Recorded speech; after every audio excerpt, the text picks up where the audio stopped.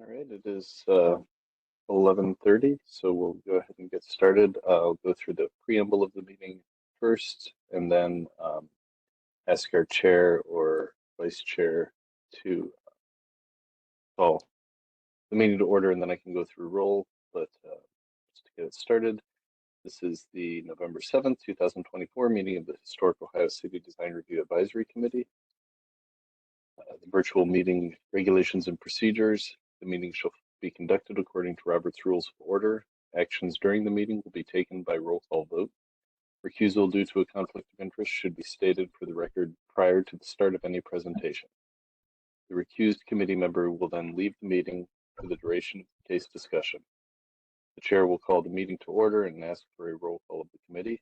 The administrator will introduce the first project. The meeting will then be turned over to the applicant to proceed through their presentation. Each presentation should be completed prior to questions and comments from the committee. Once the presentation has concluded, the administrator will provide any background information, if applicable, and read any public comments received. The committee will then begin deliberations and project review. Please use the raised hand feature if you'd like to speak. After deliberations and review concludes, the committee will render its recommendation and/or motion. The applicant may leave the meeting at any point after the review of their project has been completed. All projects will follow the same format until all projects are heard by the committee. Once all projects are heard, the chair will call for any committee or administrative reports. And after all reports have been heard, the chair will adjourn the meeting. Regarding community comments, any and all community members may provide their written comments, thoughts, or questions regarding projects presented to the committee. Community members may also telephone their comments or questions to the committee administrator, which is myself. All comments, thoughts, or questions must be submitted to the committee administrator no later than 48 hours prior to the start of the meeting. Again, this can be done through email, phone, in person, or USPS mail. Public comment received after the deadline will not be heard by the committee. Public comment will be collected by Landmark staff and sent to the committee members for review prior to the scheduled meeting. Then Landmark staff will summarize any received comments during the meeting. The applicant of the project is under no obligation to answer any community questions. Community members are invited to attend our design review advisory committee meetings, but there will be no open public comment period. As a reminder, all projects are being reviewed using the Secretary of the Interior Standards for Rehabilitation and are being considered for the issuance of a certificate of appropriateness. All projects are considered on a case-by-case basis. The Historic Ohio City Design Review Advisory Committee makes recommendations to the Cleveland Landmarks Commission. These recommendations are not final actions. Depending on the scope of the project, submissions may be approved administratively or will need to be reviewed by the full Cleveland Landmarks Commission. Projects will be scheduled at the next available commission meeting after an action is taken, if that's the case. So with that, let's see, is Nia here? Don't see Nia, so Phil, do you mind stepping in as chair? Yeah, sure. Yeah, if you just want to call the meeting to order, I'll go through the roll call. All right, calling the November 7th Historic Ohio City Design Review Advisory Committee to order. Dan, could you call roll? Yeah, thank you. Ms. Anderson? Here. Ms. Flaherty? Ms. Flaherty? Mara, are you there? Here, but I don't hear her. All right, well, Mr. Frondorf? Ms. Land? Here. Mr. Miller? Mr. Persons? Here. Mr. Talley? Here. Mr. Trevisano? Here. And Ms. Marinucci. All right, well, we do have quorum. Either way, it looks like Mara's here, but I don't know if we're just having some technical difficulties, but either way, we do have quorum. So we can go ahead and get started. Just also note that Jessica Beam and myself are both on this call from the Landmarks Commission office. We will start with case HOC 24-29, 1768 Fulton Road. We saw this new construction proposal kind of as a concept schematic review on October 3rd. So I think is Harold here or someone else from Contexture Studio. I'm here. Okay. All right. I will pull up your presentation. Just let me know when you want me to click through the slides, please. Yep. We are looking at Fulton duplex home development. The premise of the project is a infill lot for a duplex detached duplex two family. Next presentation. Our next slide. Yeah. Our location is in the I think the on Fulton Road, 1778. In this area, if you go to the next rotation, we've kind of looked at the landscape or the adjacent properties. Next presentation, the adjacent properties and how the homes are developed, how they're stylized, and what are the historical elements and kind of key identifiers. And from there, we started kind of developing our concept. If we go to the next two slides. Our neighboring home has a beautiful element of the A-frame that we took a very keen advice to. And we also looked at all the other different elements of the adjacent homes, from materiality, from brick to sidings to window types, to assess what could be really fitting here. As we think we discussed before, it's pretty eclectic. There's a pretty eclectic styling of homes. And so we took a stance, if you go to the next two slides, on how we kind of approach what our design will be. If you go to another slide. One more.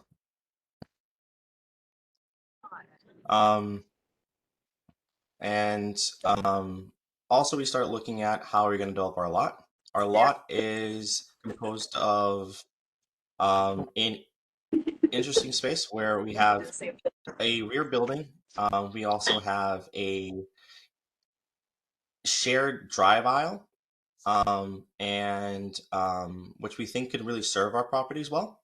And we wanted to see how we can create some public space, some private space and some greenable space for this area, not just for the front yard and rear yard.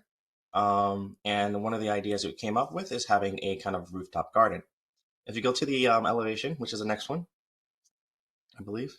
Oh, sorry, go one more. And so, if you go back. So as we kind of looked at this, our keen ideas were to really understand like the peak. I think the peak was something element that really enjoyed because it brings more of a kind of softer residential style. We wanted to accentuate some glazing. I think we saw multiple different glazings on the property and in different areas, and we wanted to really bring some highlight glazing to the area. We did get some feedback from the previous meeting of trying to iterate or being able to iterate glazing at the foundation of the brick. Also from Landmark, how to simplify the materiality of our area. We went through multiple iterations of glazing at the soffit and kind of creating transoms. We looked at glazing at the peak to trying to create more highlights in there. And because of the asymmetric of the design, nothing really translated extremely well. But we did have a little bit of like what we did see is if we created like a small little peak through that baseline, still kept our windows nice and low, that brought some fenestration in there, we thought it did complement design overall. You know, I do agree simplifying the brick actually kind of made it more cohesive rather than having different iterations of material at the baseline. We also raised up, I think, to the suggestion of one of the reviewers, we raised up the base floor to kind of create a kind of cascading porch at the main floor level, which we do agree. I think it really does add to the front yard. It gives a space of kind of a front porch feel, right? we do like how that kind of feels, but still keeping to kind of what we interpret as a modern interpretation of that front yard. Utilizing the soffit as our overhang and utilizing traditional, like we were looking at great like pavers, shrubs, and to that nature to kind of bring in that softscape. So I think that's kind of how we interpreted this iteration for this style of home. If we go to the next page, here in elevation, this is where you can kind of see how we dealt with the side facade and giving some balcony spaces, some outdoor spaces to the units. The major thing is the separation between the two peaks. The separation to the peaks allows us to have more green space in the front, in the yards for people to enjoy. In that, because we're utilizing more of the rear yard area, because there's a house in the rear, we wanted to be able to have some public space here so that they can enjoy the outdoors. And I think this kind of created that opportunity. We still have the number of beds as we needed, but yet we still had a space for that they can enjoy, rather just having like more additional attic space and things of that nature. We can create a rooftop garden, and I think that's something that we really enjoyed. And then we created a little inset, little push and pulls, so that they can also have the Juliet balcony on the bedrooms. So we're just kind of like little peaks of spaces for outdoor connection. If you go to the next one. This is just a section, but go to the next one. Looking at interpretation of the 3D design, we were seeing how it sits against the homes. And it does have a prominent stance, but yet I think it felt that we realized it does feel like it does complement the areas. The area has such diversity of the neighborhood where not really one house looks the same. And I think we kind of like that because we can bring an identity that shares similar elements, but not have the same repetition. And I think sitting at the house right now, it kind of does that very well. And I think that is the last slide. If you go next. Yeah, and this is another opportunity to look at the front of the property. So we're looking to hear from what you guys see and if this could be moved forward. Thank you, Harold. I'm going to turn it over to the committee first. Open it up for comment. Thank you.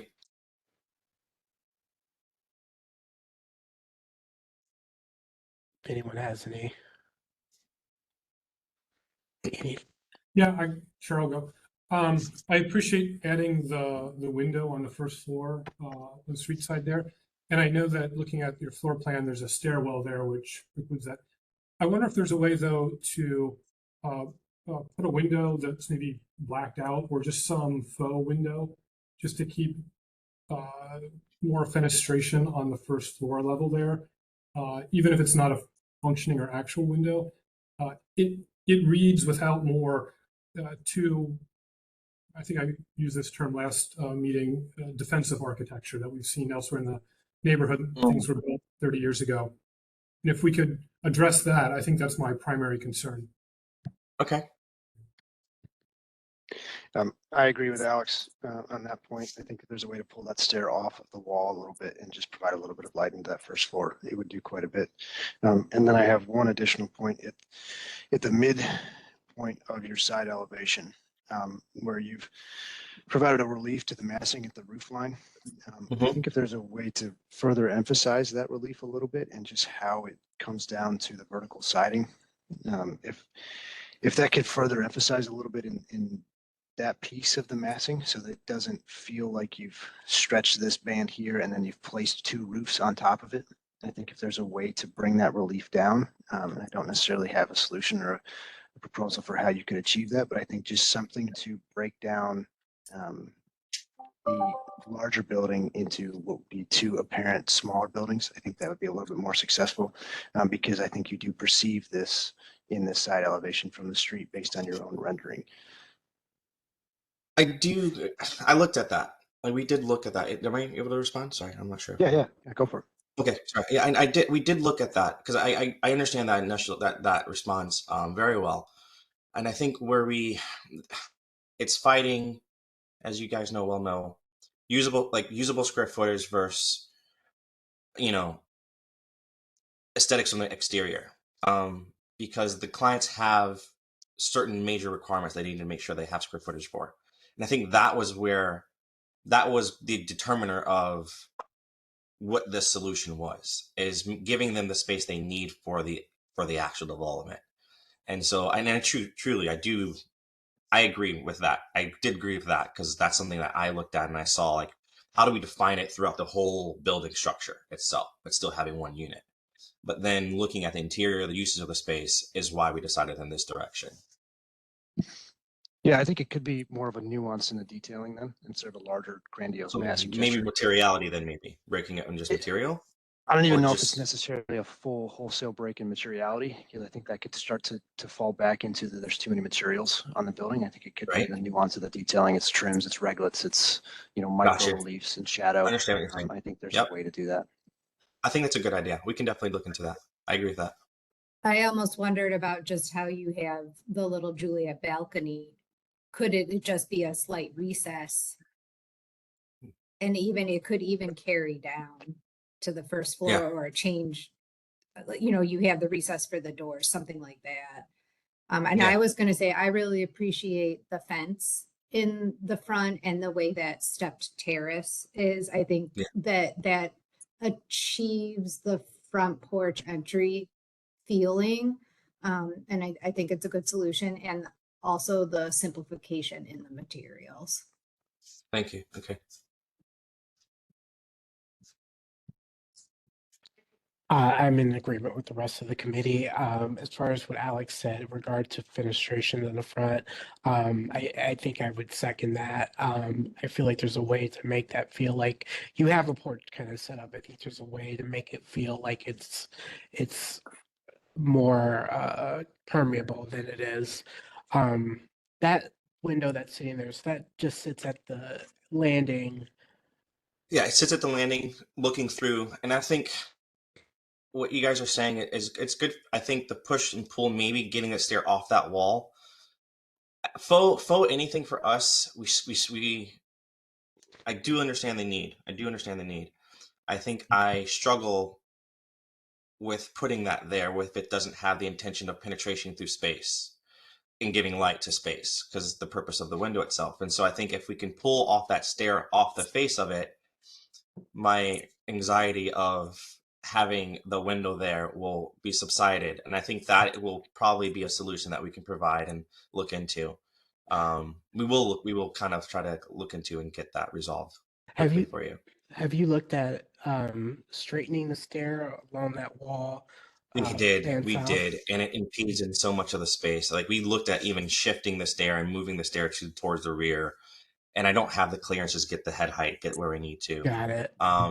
Yeah, we didn't have the ability to even shift that stair to the full plan left side of the page is what we were looking to do, so we can get that full penetration through. We would have to rework the whole floor plan, and we really Got it. enjoyed kind of what we gave there. And so I think the solution probably will be is pulling that stair off the wall itself, maybe even taking the exterior wall, take that back a little bit, reducing that square footage so that we have the proportions correct, and then providing some intermediate space in between both, right? And maybe that staircase becomes a open staircase that does provide that light, something of that nature. And I really do think that would give what we're asking for the interior and the exterior. Gotcha. Yeah, I'm in agreement. I think it's tough. It's tough just pulling the stair off the wall because then you have space that's like not super usable. But but right, I understand. But we're still on a major street front that we want to adhere Right. to and keep. And I understand that conversation, and we're here to work through those solutions. And I think to that point, I think I have an idea what we can do to give that to you. Okay. Had you guys been able to get a picture of the unit in the back? I know it's We did. You know what we did? We did. And I think we did not place that. We were working through the iterations, trying to get the solutions and trying to get on to this meeting. Okay. We so worked through Lee, like 5 different ideas. Yeah. fully understand. And I don't know what the vote will be, but if this does end up coming back, definitely include it. I just would be curious to see what's going on back there. It's so far away from the street and the lot's so narrow that like you probably can barely see it anyway, but I would be Yeah, curious to see what this you building is can't looking. really quite see it. It's a kind of a blueberry painted building that we're Okay. maintaining the color of it. I think we're maintaining the color of it. Um, and maintaining like we're maintaining everything as is. That building. That building's not changing. It's only interior renovations. I think developers are just painting and improving like the existing color, the existing facade of it. Oh, okay.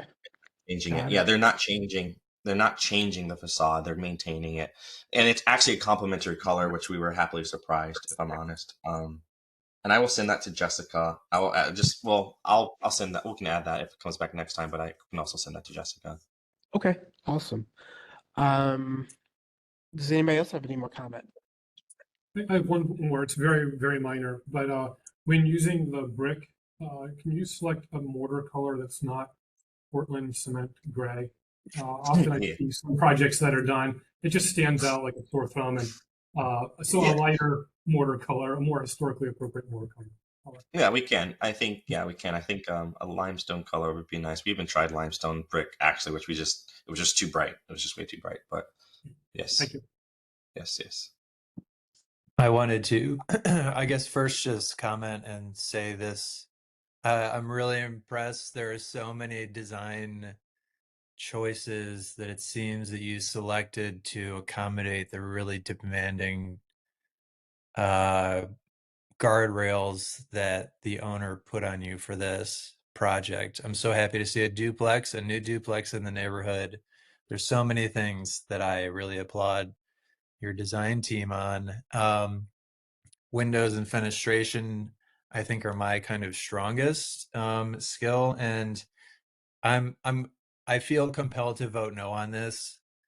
Um, and I think the main reasons are, as Alex mentioned, the kind of cantilevering. There's just so much cantilevering, especially in the front, and the amount of asymmetry in the front elevation just really feels um, out of place to a degree that just seems to not comply with like that standard 9 for new construction. It just does not complement, I don't think, with the other structures immediately surrounding.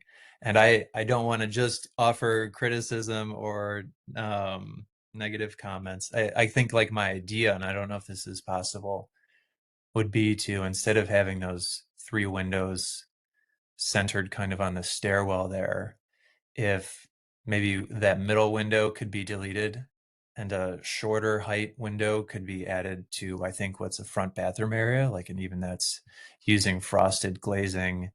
And then with the bottom to kind of reinforce some symmetry and rhythm.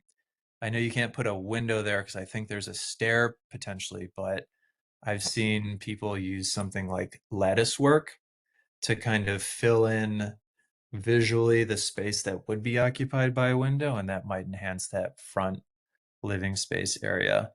But I think like great job. I'm like really torn, but I feel like we've rejected projects that complied more with the standards than this one. And I'm not an architect, so I feel also really weird and uncomfortable voting no, but I it's almost like a protest vote also. I wish we had stronger standards to apply. But I mean, overall, great work. It's really weird for me to say I'm going to vote no and great work, but really, like, I'm sure this will pass pretty soon. So those are my comments for what they're worth. Thank you, Harold. Hmm. Yeah, I mean, I guess I was just thinking in the front there, there could also be just impressing the brick like half an inch or something like that, to give the illusion of you know Would of that be satisfactory? I like that question. That I love brick. So we do a lot of brickwork. We love brickwork. We love brick design. Um, would that be okay? Like fenestration versus brickwork. you guys tell me, would that be satisfactory, or are we looking for fenestration impression? Because a brick depression, I think, could be really elegant, but I think that also does take it to a different level of detailing and the brickwork. And on this style, and the neighborhood could fit, because the neighborhood's so eclectic, in my personal opinion, right? And it has that kind of detailing. But for this particular style, would that be something that would be received by the committee? As for me personally, as an Yeah. architect, yeah, I think there's a really elegant way to do it, whether it's a depression or whether you're pulling out, you create a pattern where you're pulling out protruding bricks, like every other. Exactly. But yeah, as an architect, I would be fine with that. Right. The rest of the committee probably has different views.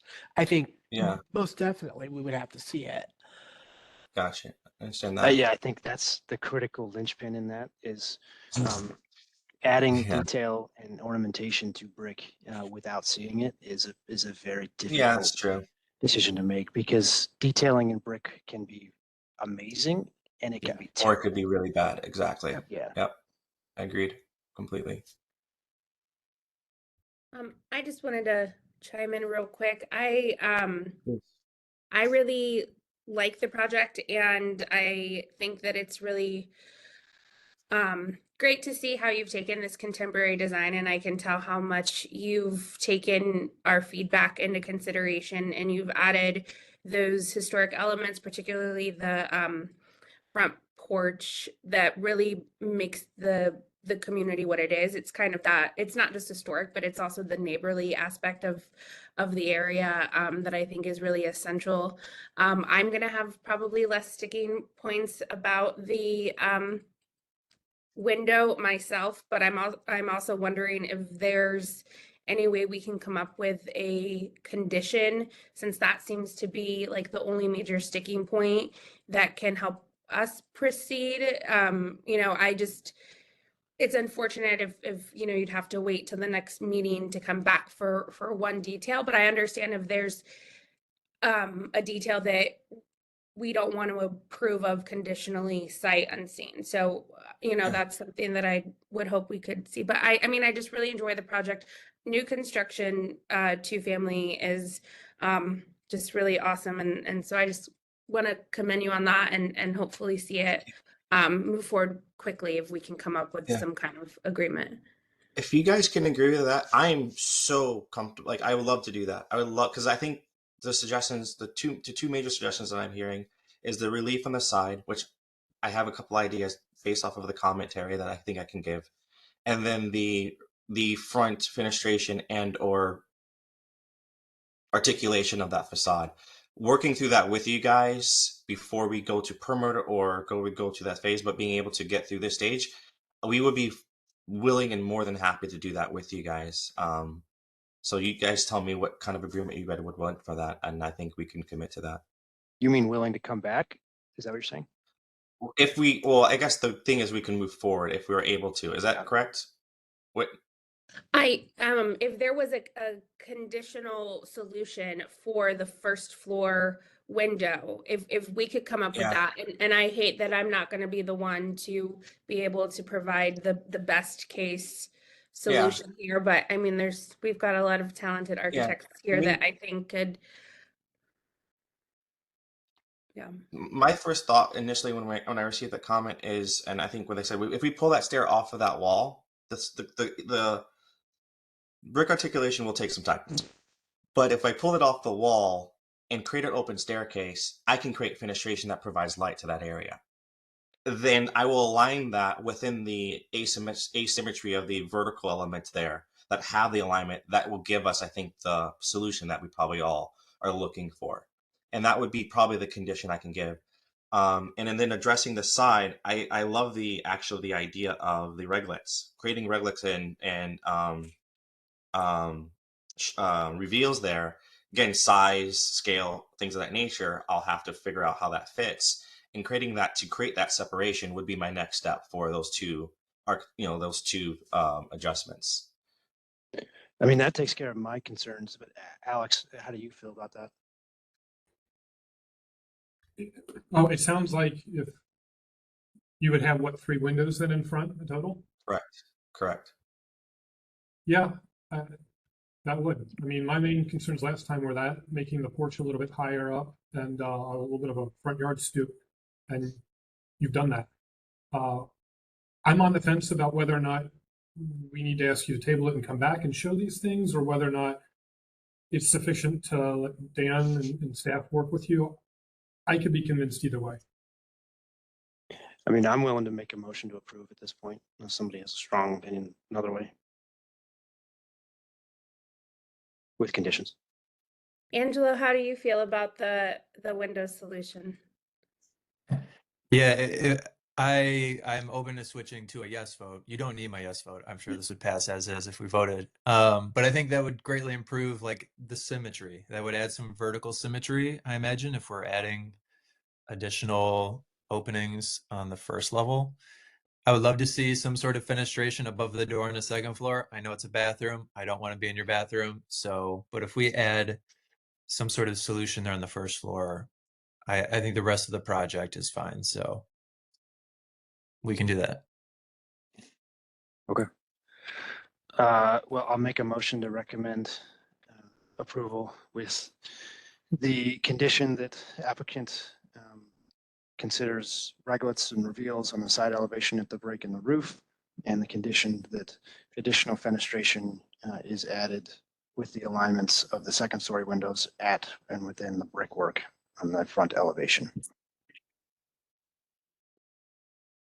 I'll second. I'll second.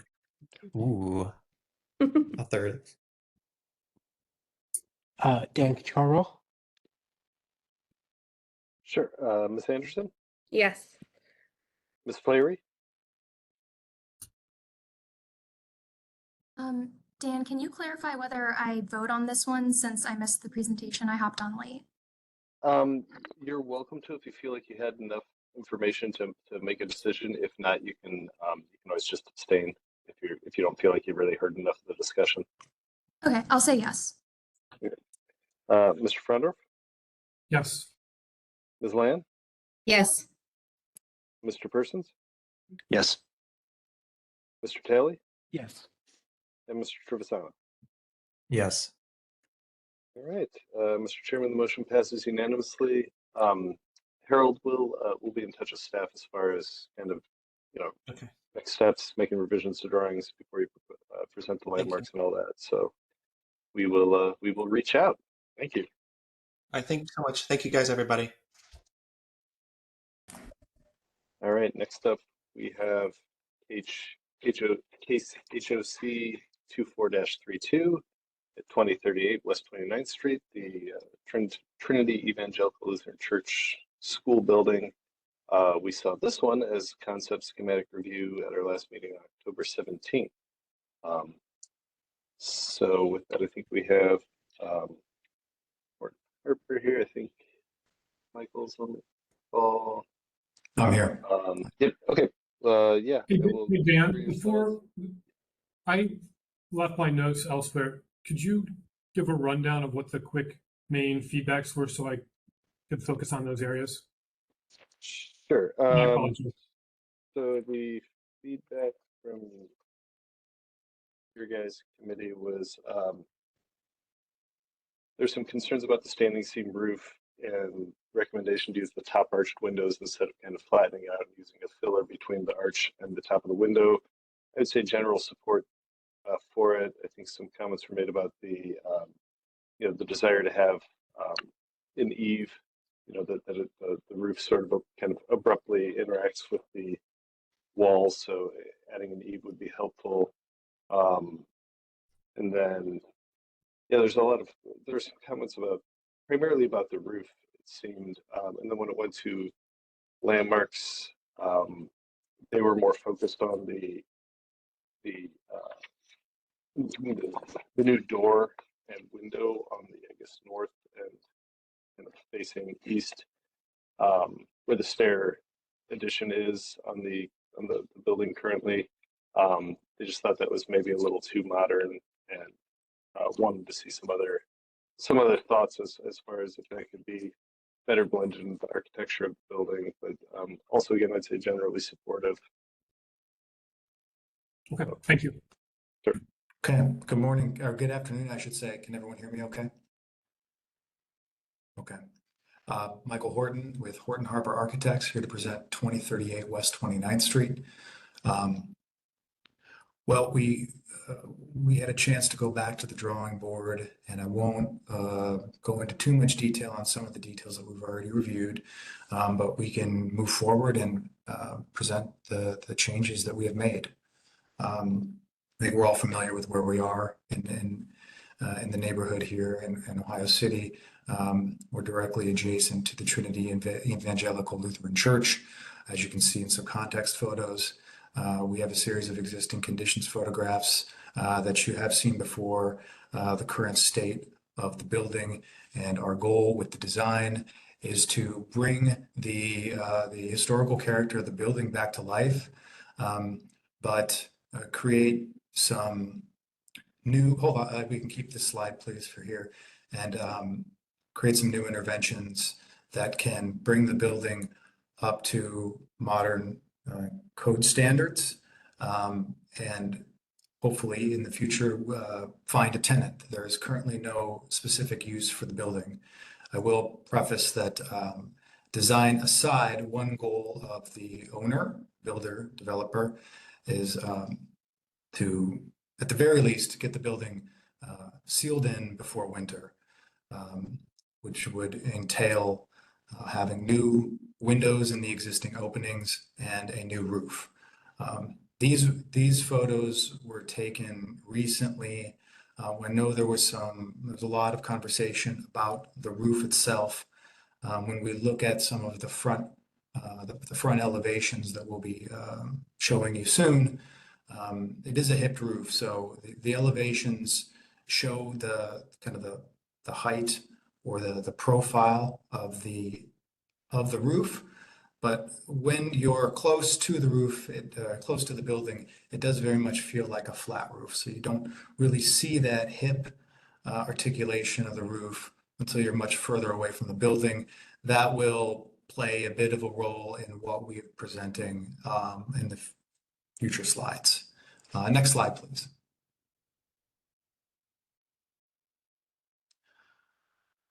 So we can go to the next slide. That's the existing site plan. We do plan to keep obviously keep the building where it is, but introduce a new circulation pattern for vehicular access, which would allow for more parking spaces, and reconfigure or redesign the front so we don't have 4 parking spaces in front of the building. We actually have a very active patio that connects to a bit more of a ceremonial entrance off of West 29th Street. And we're proposing entry into the building in the same location, just through a different door. Next slide.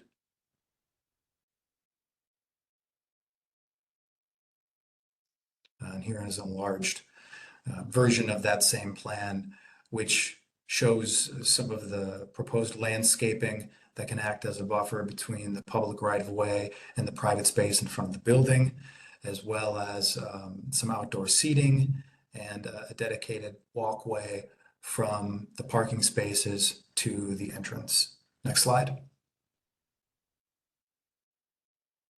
And just some lighting, which we think were appropriately placed.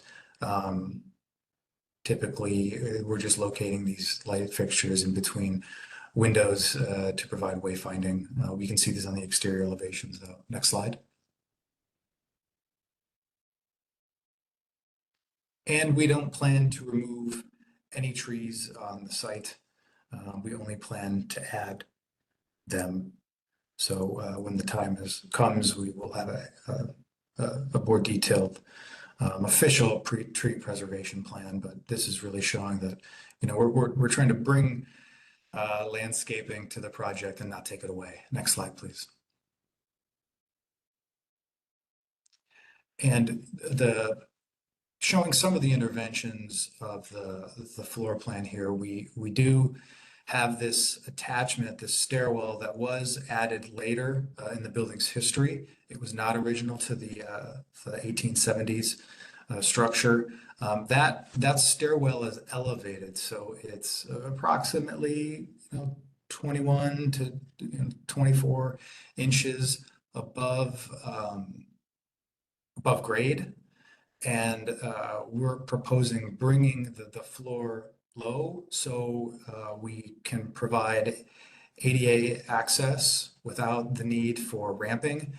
This was also a strategy or a decision due to the deteriorating first floor that was old wood timbers. And so in doing that, by bringing down the floor from the original building, the floor elevation, that makes the entry doors that were originally in front of the stairwell landing very challenging from a circulation perspective. So we're proposing moving the door off to the the north elevation, which will provide much easier access to accessible restrooms, elevators, and supporting spaces. Next slide.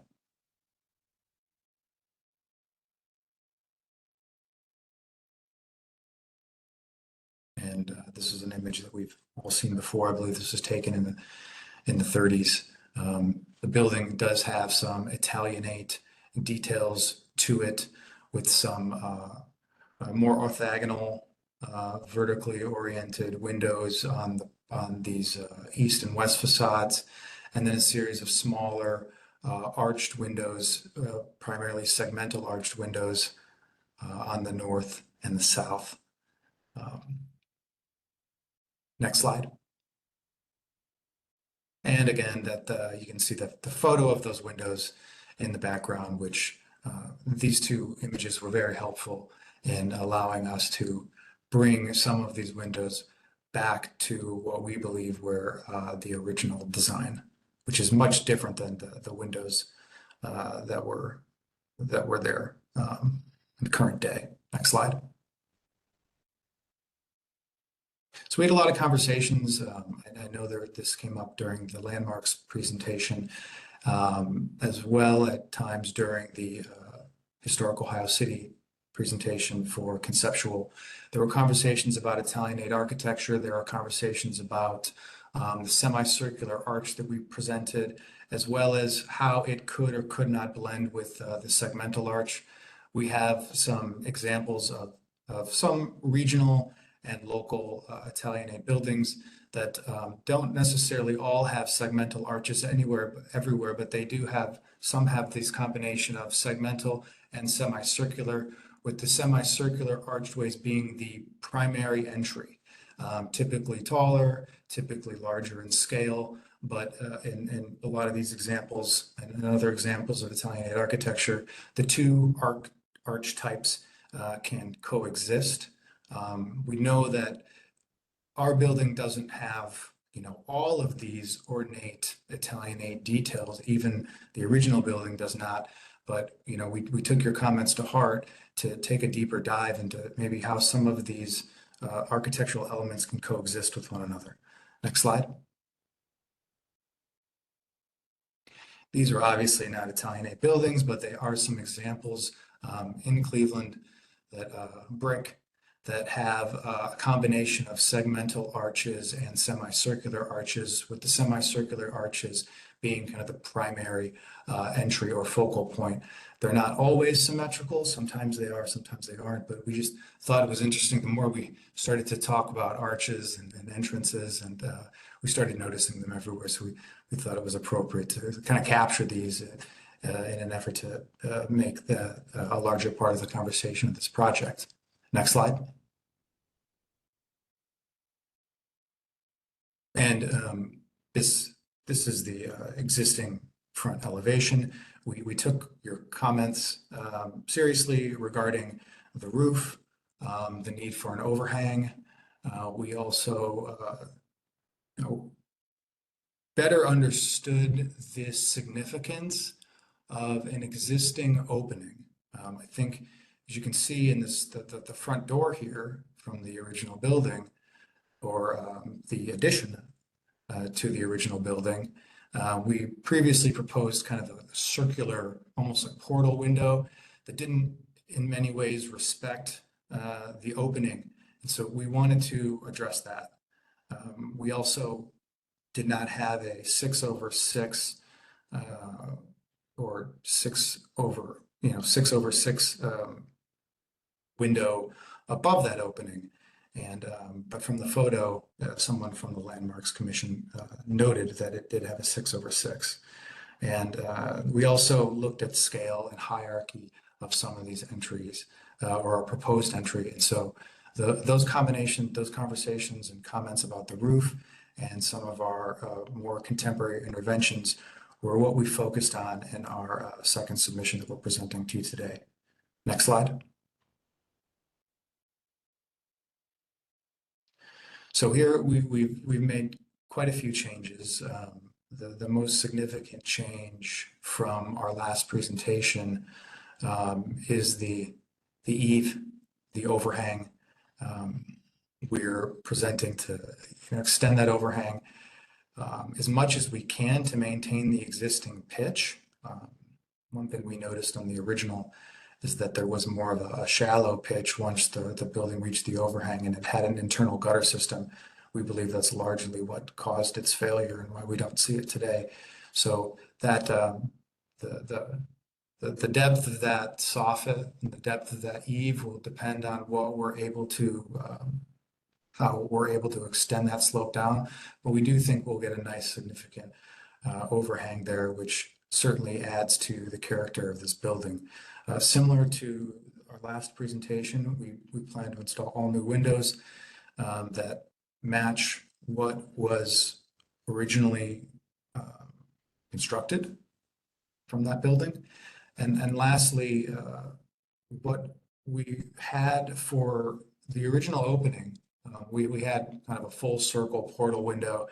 And as I'd mentioned before, that opening should be respected in the eyes of the committee. And the more we thought about it, the more we talked about it, we also agreed. And so what we're proposing instead of a circular window is we're keeping that existing opening, and we're kind of framing it in with brick that steps in.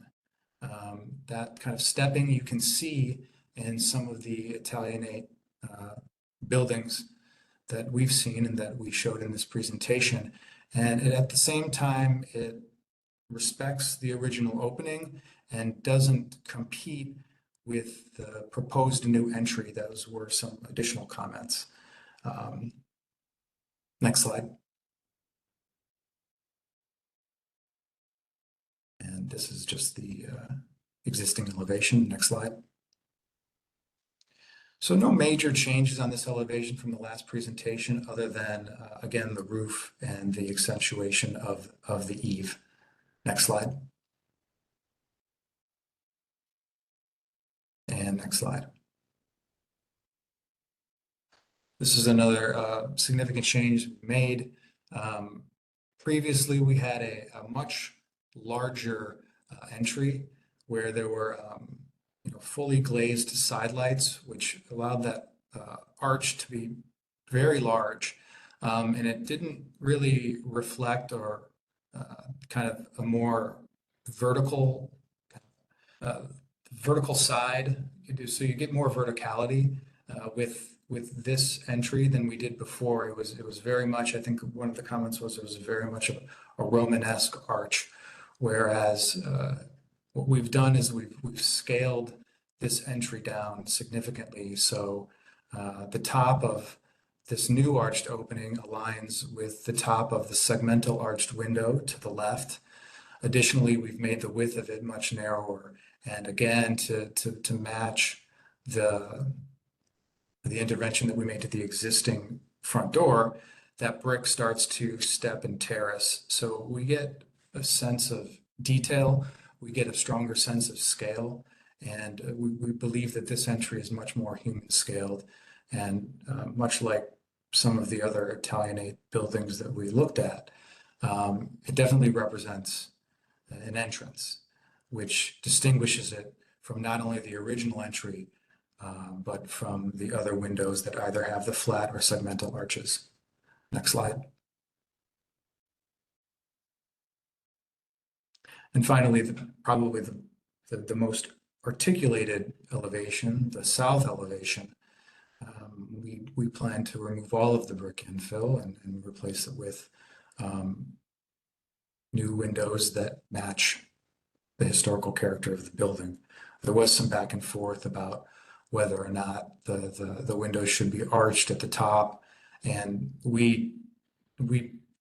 this decision to keep it flat was primarily based on the photograph that we saw from the original building taken in the 30s that actually had flat windows, although it's hard to know if those were original windows or not. The windows weren't arched, but we're not necessarily committed to one way or the other. We want a building that is respecting its heritage, at the same time something that the board can be happy with. Next slide. And again, just some details of the windows throughout the building that we plan to bring back to life. Again, you can see in some of the brick hood over the segmental arches has kind of a terraced stepping of the brick toward the bottom. We're referring to the window in the middle at the bottom of those brick hoods. And that stepping also informs some of the stepping that we're doing with the brick for our new interventions on the south elevation as well as the east. Next slide. And this is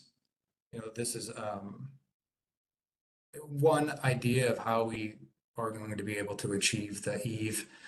We may, the detail or the assembly may change, but certainly we're trying to take that existing pitch and extend it out as far as we can without it interrupting the window header, the existing window header. So, that may get a little bit shallower, it may get a little bit longer. It's really hard to know until we get up there and get a sense of the pitch and really understand how we can attach some of these components. Next slide. And here's a view of kind of the two primary elevations that you can see from West 29th Street together. And so we have a much more scaled down version of the new entry and a much more subtle intervention at the original front door to the stairs. You can see how I feel that they work very well together. They're very compatible and they don't necessarily compete with one another. They're two different ways to articulate an opening, but they do have similar details. Next slide. And this is what we had before. I thought it would be interesting to go back and then go forward again so you can see the difference between the two. And so we're reducing that scale significantly for the entry. We're adding some more ornate detailing, and then we're respecting the opening of into the stairwell. You can go on to further slides. In addition, we're accentuating the roof more so than before. We are proposing a standing seam metal roof. I know in some of our earlier conversations with Landmarks, there was not as much concern about it, primarily because that it was not a single family house.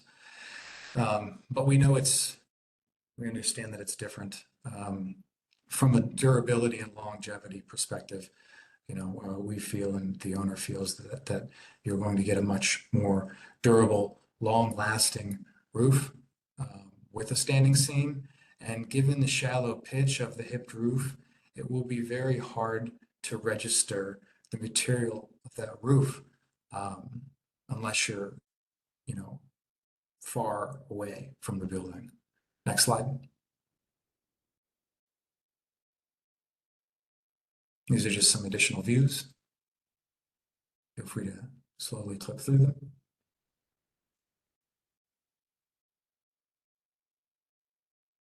And so by adjusting the scale, the articulation, and the configuration of the two interventions that we've made that maybe aren't necessarily historical to the building, we feel that we've created a much more compatible and human-scaled intervention.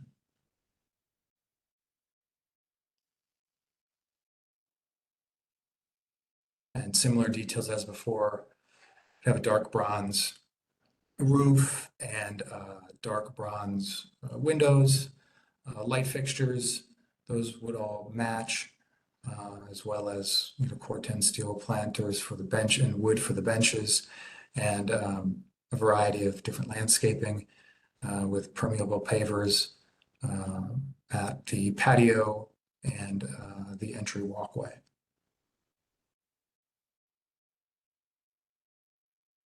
That concludes my presentation. Thanks, Michael. We'll open it up to the committee.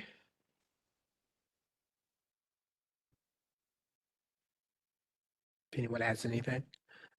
I only have a singular comment that I have a small issue with. It actually isn't the building itself. It's more in the landscaping area. I question whether Core 10 is the correct planter framework for this building.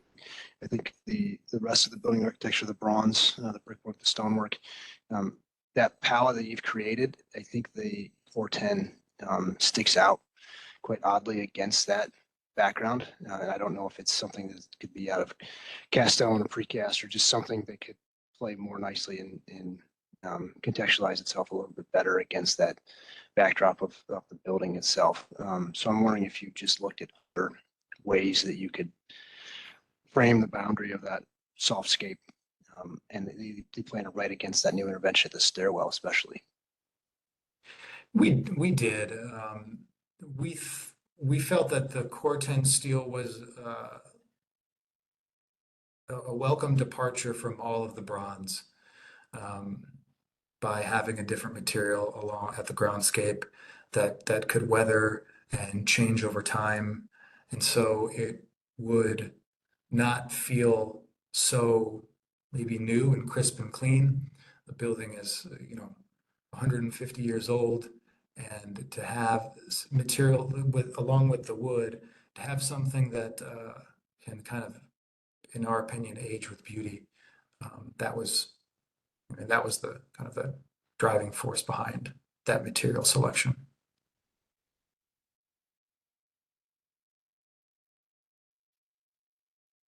Okay. Yeah, I'd just be interested if anybody else has any thoughts on that particular material selection. I think it's an odd choice for this building palette, which everything else I think is very elegant. I think it's very well thought out and well composed.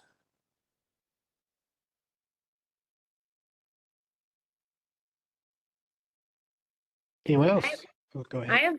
I have a question, and I'm sorry if this has been made clear already, but what is the intended use of this building?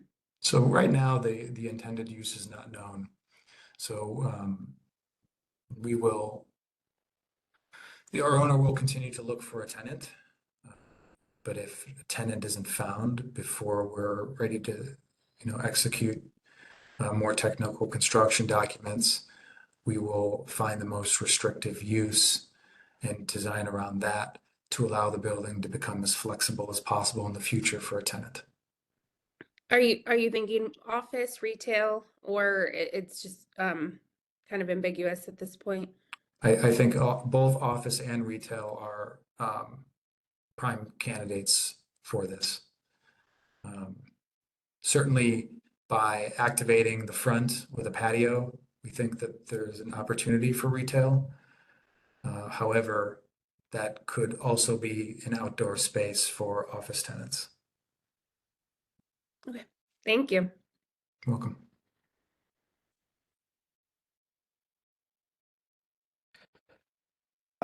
Anybody else? I just, on my same comment that I gave the prior applicant about choosing an appropriate mortar color when you tuck point the brick to the extent you're doing tuck pointing. That's all.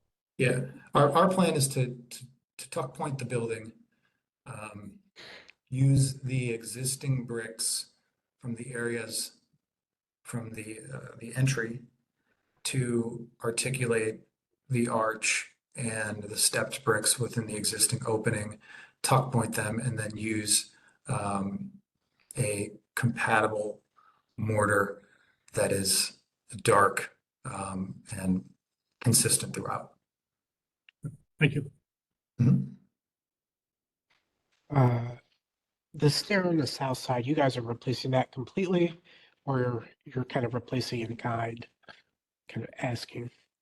Yeah, that is this being replaced completely? If it's not going to be replaced completely, it will certainly be painted. We're going to make sure that it's structurally sound. If we do replace it, we're putting it back to its original, to the way it was designed today. Okay. And then do you need a guardrail at that ramp back there? We might. Or handrail? So it's just going to depend, most likely. Once we understand the true drop in elevation from the floor and relative to the grade, we're going to evaluate that. But certainly that might be something that will need to be added, but we haven't got there yet. Okay. Yeah, I don't really have any issues with this. It looks pretty elegant. It's a great solution. I don't really have a whole lot to say about the Corten either. I don't mind it. Others may feel differently, but if there's no more comment, is anyone willing to make a motion? I'll make one note about the Corten, and I appreciate the comment. We didn't make any adjustments to the material for the planters or have any further conversations about it over the past few weeks, largely due to because we didn't receive any comments about it from the conceptual presentations. To my Yeah, I mean, it's not a dispositive for me at all. It's just something that I think when juxtaposed with everything else, you know, I'm a fan of weathering steel just as much as any other architect, but I just think when put against this building, I don't know if it's call it the highest and best material for those particular Sure. landscaped areas. One thing too, in Corten steel is a bit difficult to render because it changes Oh, over understood. time. But ultimately, when after a few years, it's going to be just as dark as that dark bronze. It'll be From a distance, it won't look any different. Generally speaking.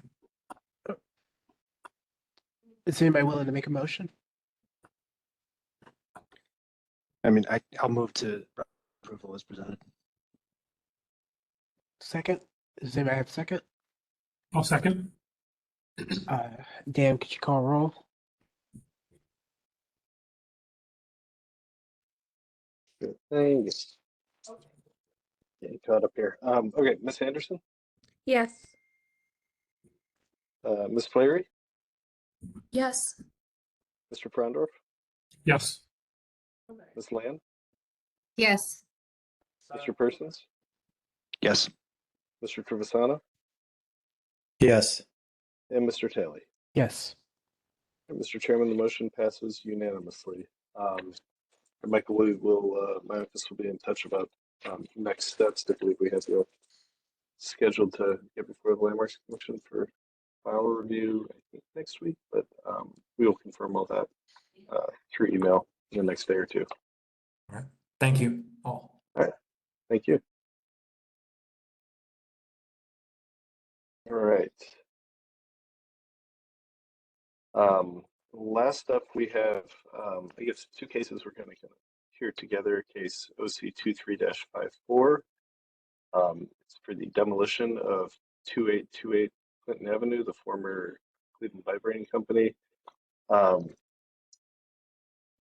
We saw this conceptually October 5th, 2023. And as always, when there's a request for demolition, we ask the applicant to show us what they intend to put in the building's stead. So they'll also be presenting on a schematic level only the proposed new construction for that site, as case OC 23-53. So they're asking for action on the demolition, but not on the new construction. Just want to make sure that's clear. And I think we have Michael Kristoff here, and I think I saw Denver Brooker in here as well. So whichever one of you guys want to take us through it, just let me know when you want me to look slides. Sure. I'll just kind of kick it off here. Michael Kristoff here to present 2828 Clinton with my colleagues Deborah Brooker and Crystal Napick from VOCON. And we also have on the call our client, John Pinney, Jennifer Collery, and Andy Walschliger from the development team at TurnDev. And we are excited to be back in front of you talking about this site. I think we toured landmarks through the building back in January of last year. And on that tour, it confirmed that the building was not historically significant, especially in its current form, and that there were no features that were considered historic and needing to be saved. When we kind of looked at that and the site's adjacency to the commercial corridor to the kind of northeast and north and the residential neighborhood to the south and west, and considering its current industrial use, it didn't add any kind of historic significance to the site as well.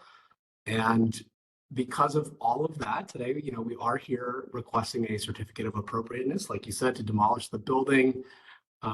We have an opportunity to kind of take care of a few things in doing so. One is a kind of general concern for site safety and not wanting the building to go through another winter, and wanting to be a good neighbor to some of the people that we've heard from about the kind of condition of the building and wanting to see it cleared. And the client has an opportunity to do that.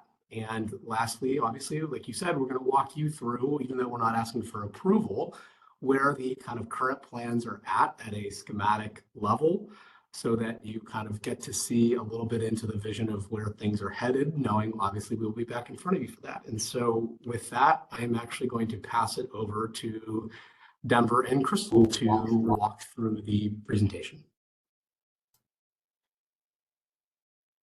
No, I need to turn on my computer. All right. Can you hear me? Just want to make sure that my speakers are working. Okay, excellent. All right, so this is I'm going to call this a reintroduction to the project, because it has been a year since we've been together, and we'll walk through the planning strategy and how we propose knitting this into the neighborhood, and explain how it relates to needing to remove that existing building. So next slide. All right, so here we have the context. Let's just quickly jump to slide, keep going. A little bit of context here in terms of the existing conditions. Here we go. This is a good place to stop, just to get everyone reoriented after a year. The block is bound by Church Avenue to the north, West 29th Street to the east, Clinton Avenue to the south, and let's say West 28th Street to the east, and West 29th Street to the west. In the northwest corner, there's the existing historic firehouse. It's a combination of retail and office space. And in the southeast corner, we have Malachi House that operates as a hospice, and the small Thai restaurant there on the corner. And then in the dark blue, this is the existing building that we're requesting certificate of appropriateness for demolition. The building is made up of a multitude of structures that have been ad hocly put together over a period of time. There's load-bearing masonry buildings in there. There's steel frame buildings in there. There's wood-roofed buildings in there. There's a whole combination of things that kind of aggregated together over decades. Next. And then here we have a series of exterior photographs of the building in terms of what it looks like right now. Next.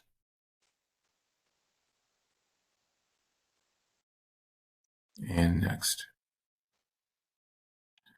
So that's the existing building and the context of the site. And in this next series of slides, I want to take you through the proposed new development, so you understand what the grand vision is. This first aerial image of the city is meant to make one key point. This is a very interesting and transitional site in terms of its place in the neighborhood. Mostly to the east and north of the site that's identified in red, we have larger multi-story, some historic, some new buildings, all larger scale for the most part. But this site is also at the point in the neighborhood, particularly along Clinton, where transitioning to the west, it becomes mostly single-family homes with a smattering of some larger apartment and institutional buildings on both Clinton and Franklin. And you kind of have this nexus. This site is a transition. These images start to describe that in terms of the upper left, something a little newer with the Dexter immediately to the south of this project, and some other more historic buildings a little further west in these particular images. Next. And then a series of images of some buildings on Detroit to the north, and a little further west on Clinton. Next. The site, the dashed kind of dark red lines around it, that's the property. This resides in a local retail business district.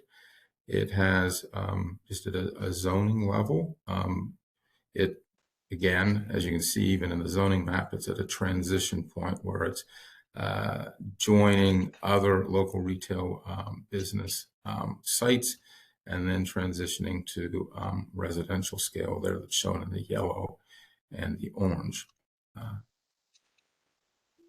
The existing zoning on the site allows for buildings of 60 feet high with and up to 90 with additional setback measures. We, in terms of how we've developed this, and we'll show you that in the plans, have been able to, through setbacks and the heights of the proposed portions of the building, do fall within the existing zoning for height. Next. Three key objectives here with what we've put together. The development team and our architecture team very much aligned in terms of these. First, foremost, planning, knit the project into the neighborhood. We're designing the building massing to transition across the site, responding to the context and range of immediate neighbors, and create unique spaces adjacent to the Iowa City Firehouse, an ADA entrance and private terrace for Malachi House.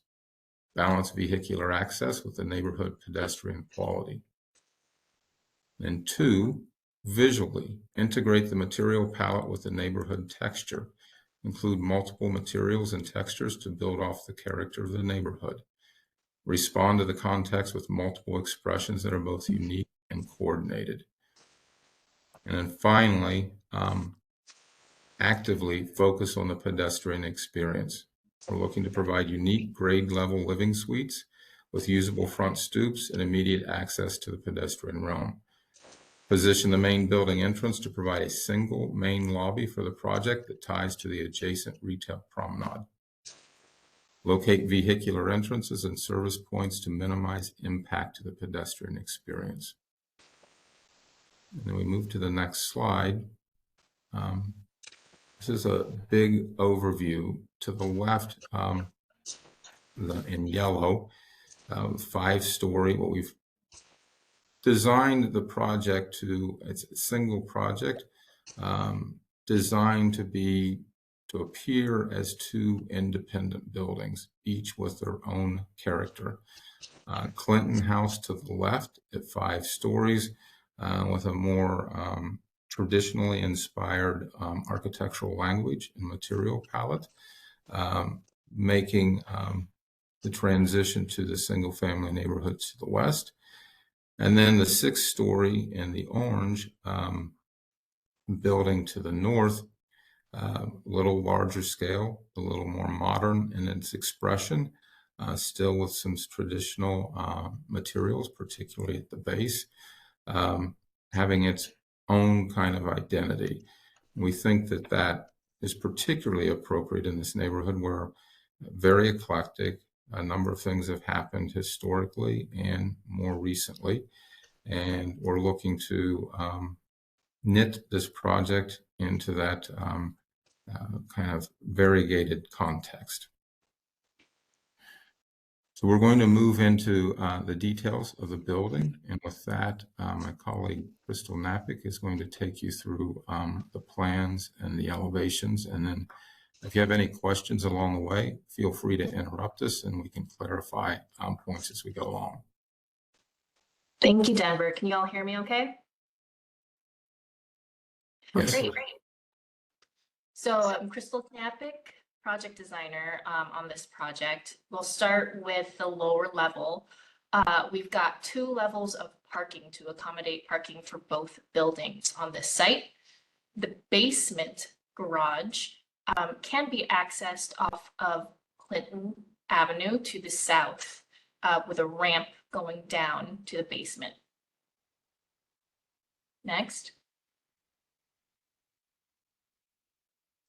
This is the at grade level, which we call level 1, with parking above the basement that kind of tucks underneath the second floor of both buildings, Clinton House and Hanover House to the north.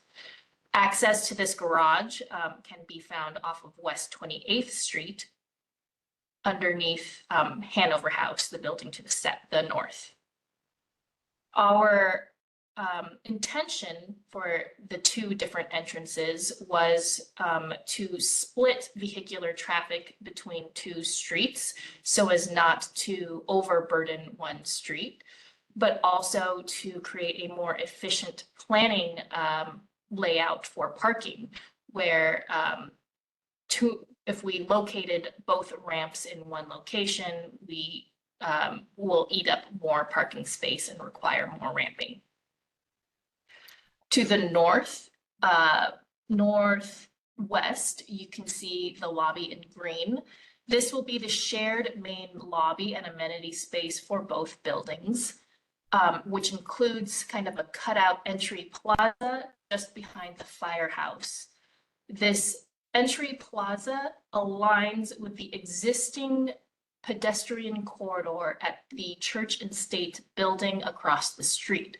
So our intention was to take that retail experience of the existing building and allow it to bleed into the lobby and have that activity, pedestrian activity, come into the lobby of this residential space. To the south, we have a smaller move-in lobby for the Clinton House building, which only includes an elevator and access to parking garage. Next. Let's just stay here go back. There's a couple key points to look at here, and then you'll see them later in the images. You'll notice in the southeast corner, the building is pulled slightly away from the Malachi House. There are a few things happening there at a planning level and in collaboration with the owners of that property to develop an ADA accessible entrance into the main floor of the building and to provide an accessible outdoor space, neither of which they have right now. And that comes through an approach of pulling our building back far enough from our property line and developing part of our property for those amenities for the Malachi House. And then second, around the firehouse, again, key to some of the points that we made in terms of our key planning considerations, we've pulled the building back from the firehouse and created a unique space between the buildings. It really speaks to the character of Ohio City and having unusual found kinds of spaces. We look to that to being landscaped and an amenity to this project. Thank you, Denver. Next. This is level 2 of the building, which shows the shared amenity deck that is connected to the major lounge and fitness amenity. These amenities shown in purple can be accessed by both buildings as well. The amenity deck includes a raised pool, some green space, and areas for cooking meals and lounge. We've allowed for some private terracing off of the amenity deck as well, so the units have access to their own spaces that are pulled away from the public zones of the amenity deck. Next. So moving up is your typical layout for our units. We have a total of about 212 units in this project, with approximately 258 bedrooms total. You can see in the plans for Hanover House how we've articulated the north and east sides of the building in sort of a rippled wave pattern. You'll see these in the renderings. This was a way to create variation on the facade. We realize it is a large, long building, but with the combination of textured materials, an articulated facade, and some strategic stepping back of the upper floors, we've managed to break down the mass of this apartment building. Clinton House to the south, you'll notice this is the level where we step back the upper floor. This is the 5th floor. And each of these penthouse units to the south and the west that face the residential area get their own private decks as well with balconies.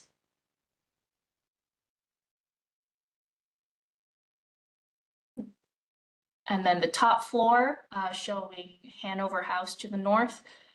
We've got some larger 2-bedroom, what we might call penthouse units with large terraces facing north and facing east, so they get beautiful views of the lake and downtown Cleveland.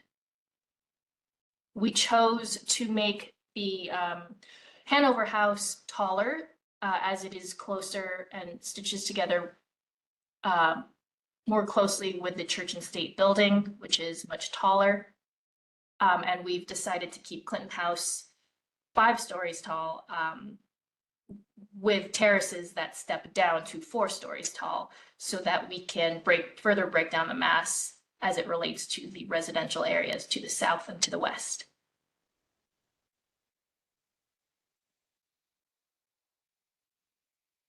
Area plan just showing our building heights and setbacks. We're maintaining 5 feet setbacks all around, with larger setbacks, as Denver mentioned, between Malachi House and the Ohio City Firehouse.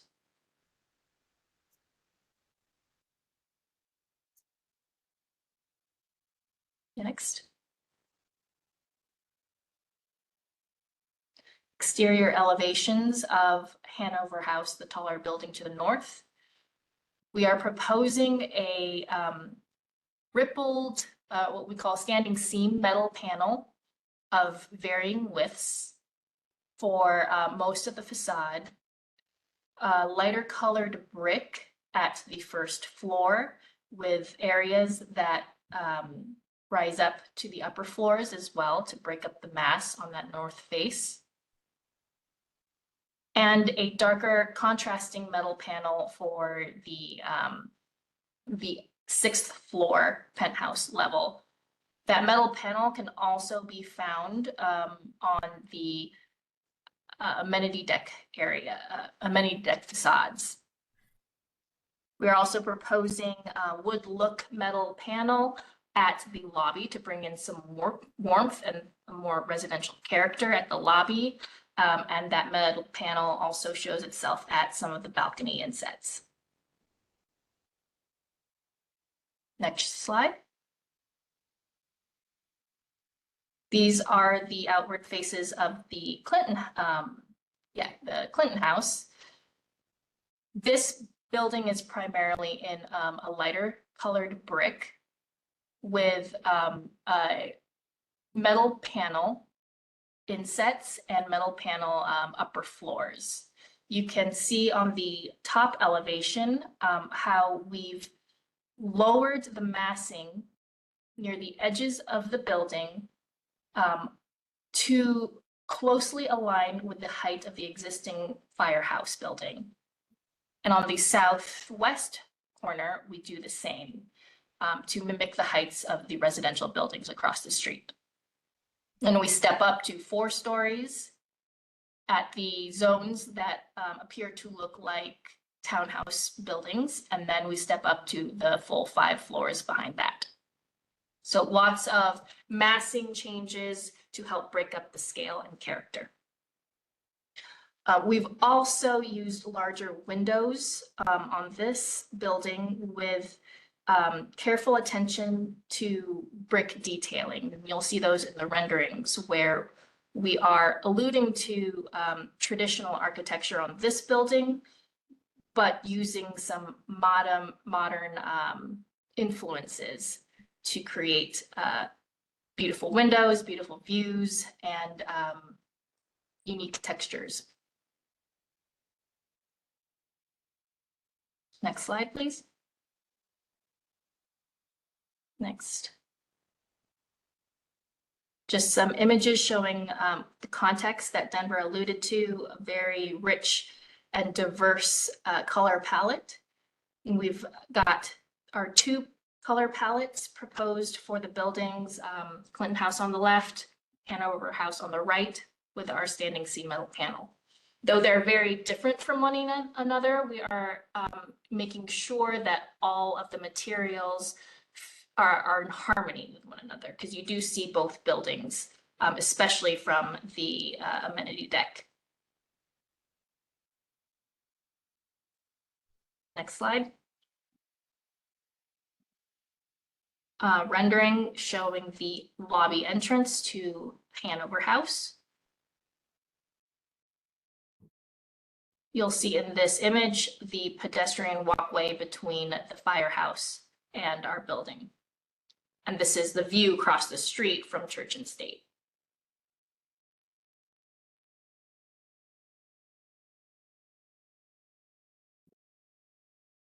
Next slide. This is a view at the ground level to the north, showing our pedestrian access to the units. So we do have ground floor units that have their own little stoops and private entrance from the street.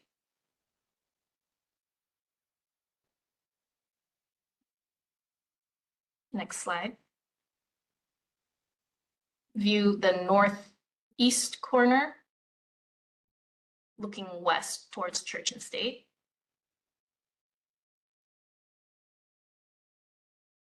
Next slide. This is the other pedestrian experience along West 29th Street. Even though there is only 2 residential entrances on this side, we are proposing landscaping along this facade to kind of soften that experience. And just to clarify, this is West 28th Street.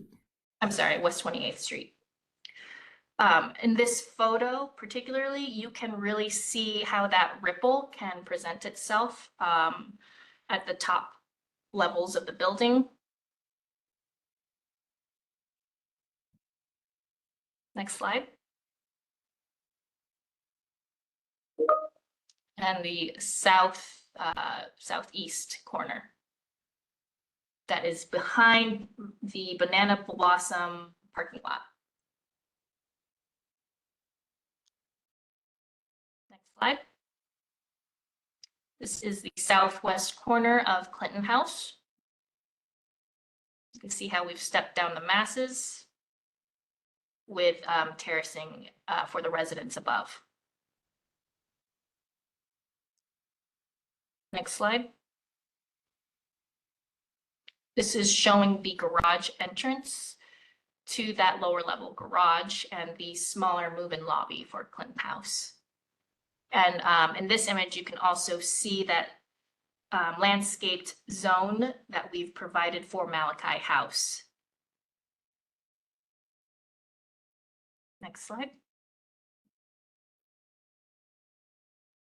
This is the edge that is directly adjacent to the firehouse shown on the left, and what that alley can look like once it's landscaped and designed between the retail and our residential building. Next slide. Just a detailed view of our residential stoops. Proposing soldier courses and recessed some recessed stoops at some of the units. Next slide, please. This is the unit that is on the southwest corner. Next slide. This is a view of the landscaped amenity that we will be providing for the Malachi House.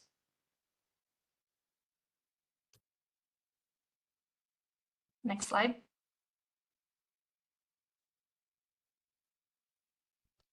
These are a couple views of the amenity terrace, the back side of Clinton House. And next slide.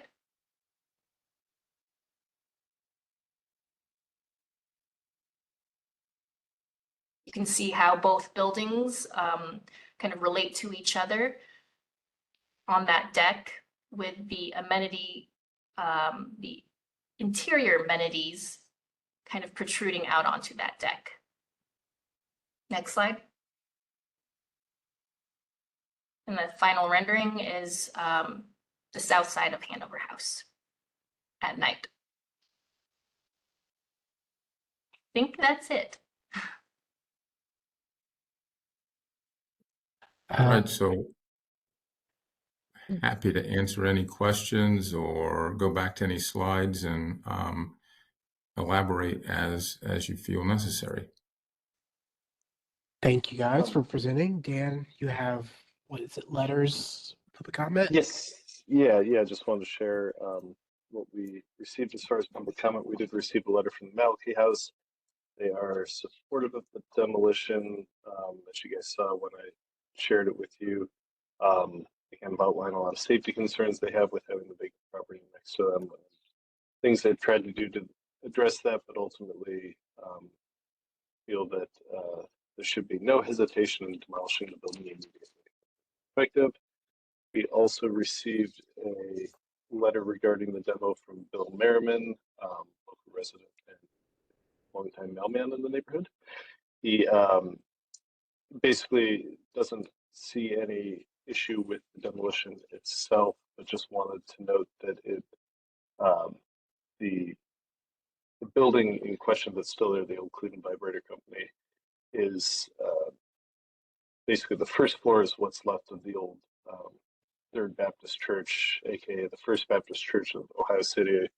Was formed about 2 years before Ohio City merged with the city of Cleveland. So it's it's historic, but it's so altered that it's not really visible anymore. I actually have a picture of it. If get that up.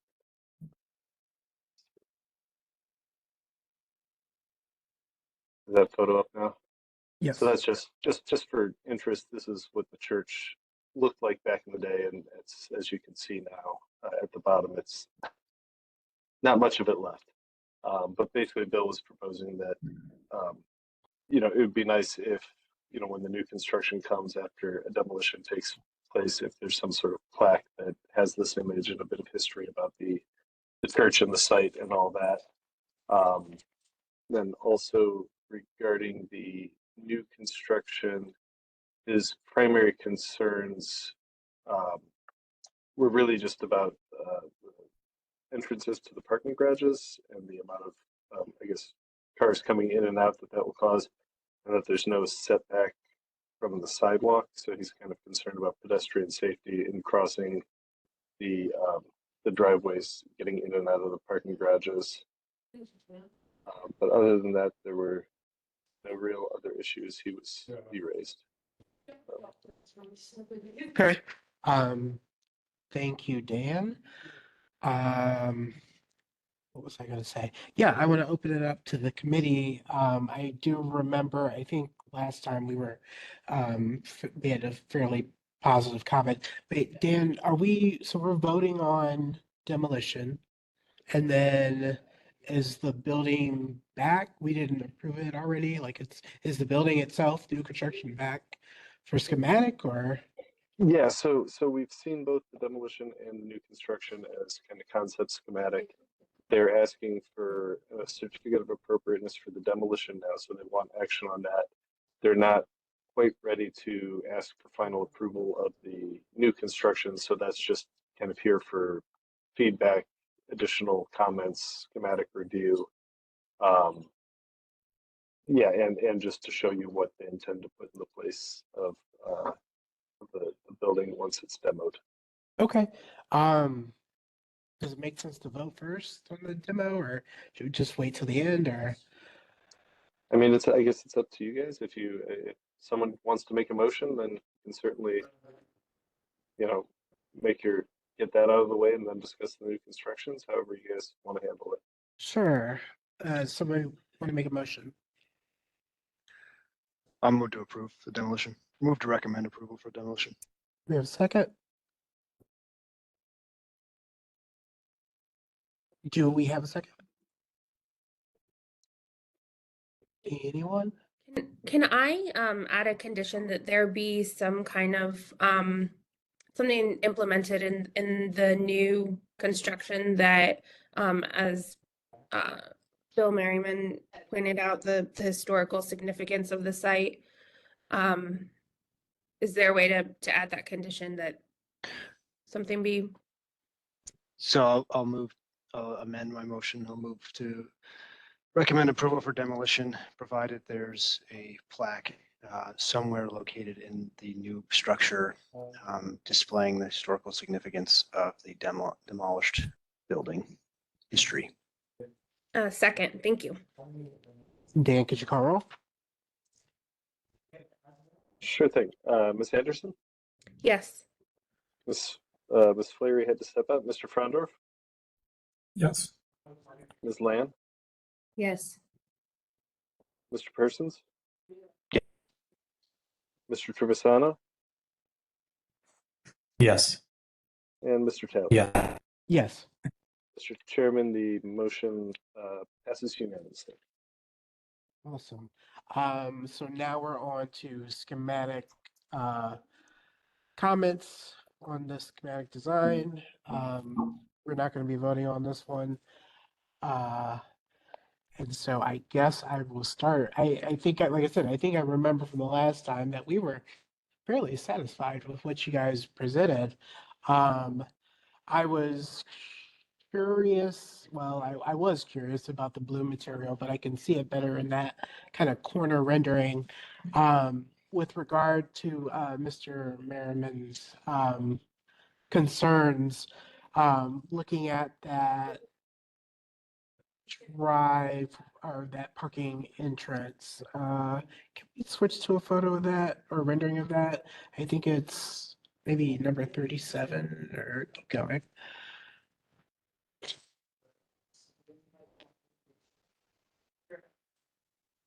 Let's go to the it's just the one that there's that one, that's it.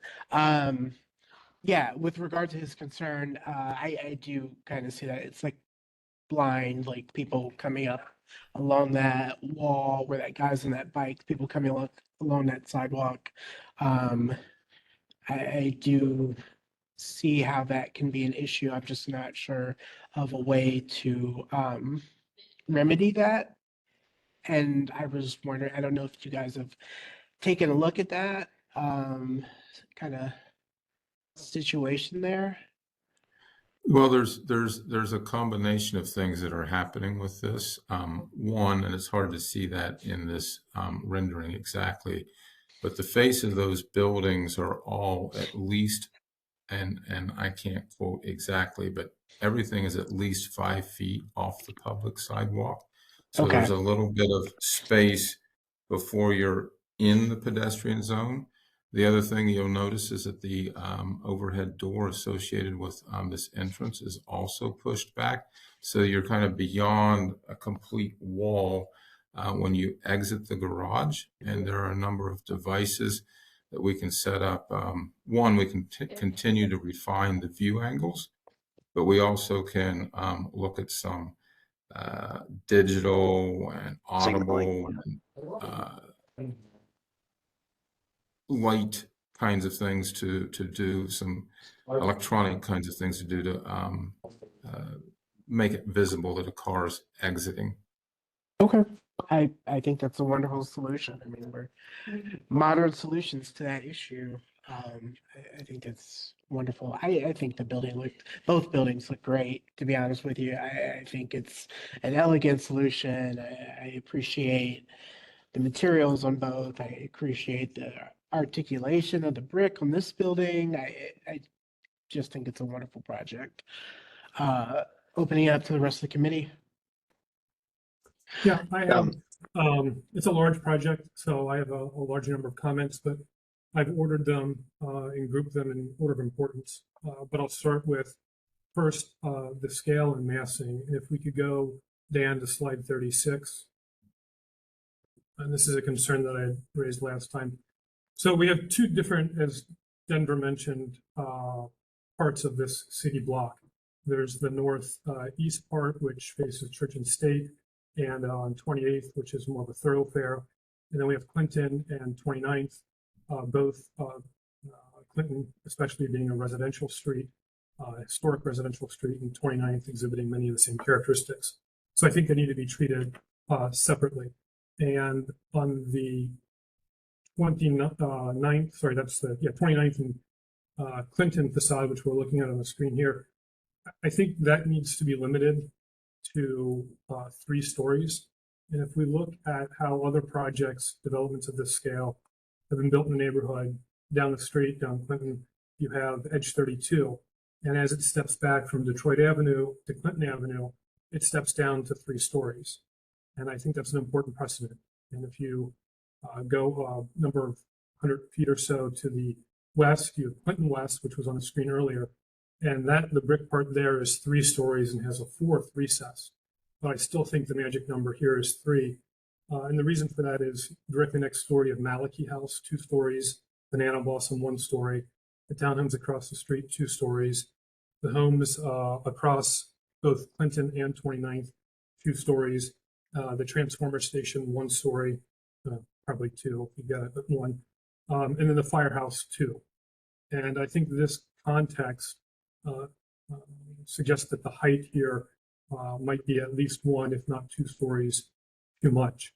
I understand the desire for density here, and I do not oppose the density. I would suggest adding those floors or units to the northeast building, to the building to the north, and stepping those up. Initially, I had thought that maybe even this building be broken into 2. I didn't know if that suggestion was a bridge too far for you all. So though I think that would be very an interesting solution. But at minimum, I think the scale here on Clinton and 29th needs to step down to 3 stories and add the height elsewhere. Also, as I think you've alluded to, 29th Street is slated for closure, at least partial closure.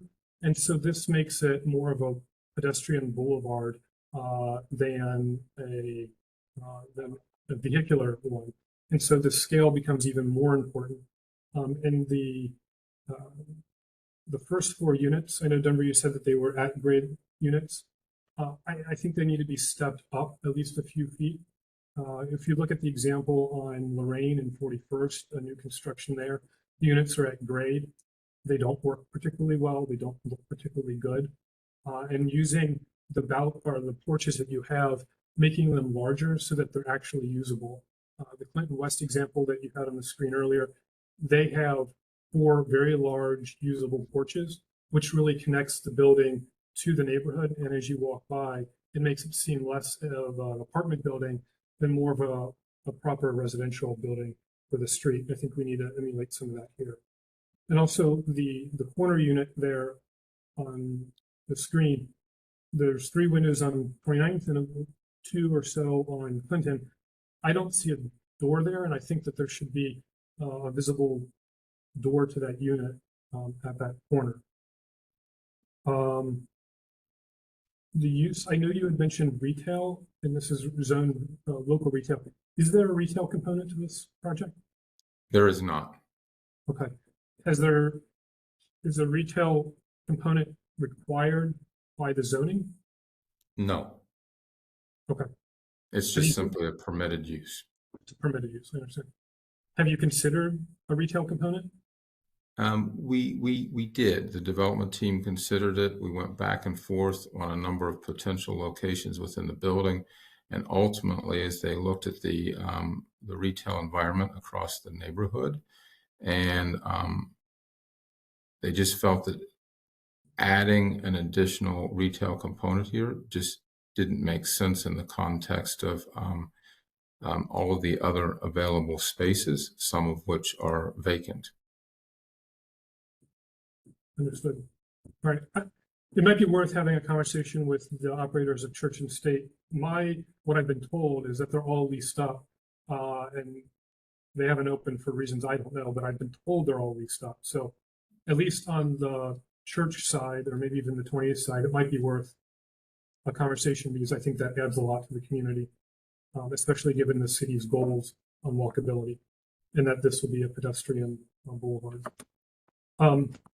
2 final areas of materiality. I think the brick color needs to be a redder hue instead of this light gray color. I feel fairly strongly about that point.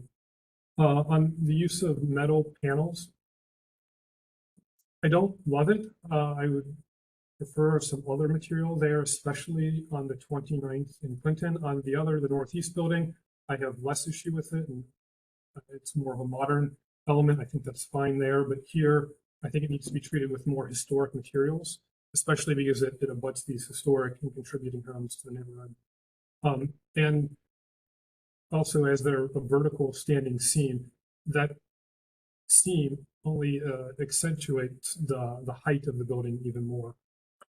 And some of the details, the brick detailing around the entranceways, read a little harsh or brutalist. I think they can be softened and made more in keeping with elements of the historic district.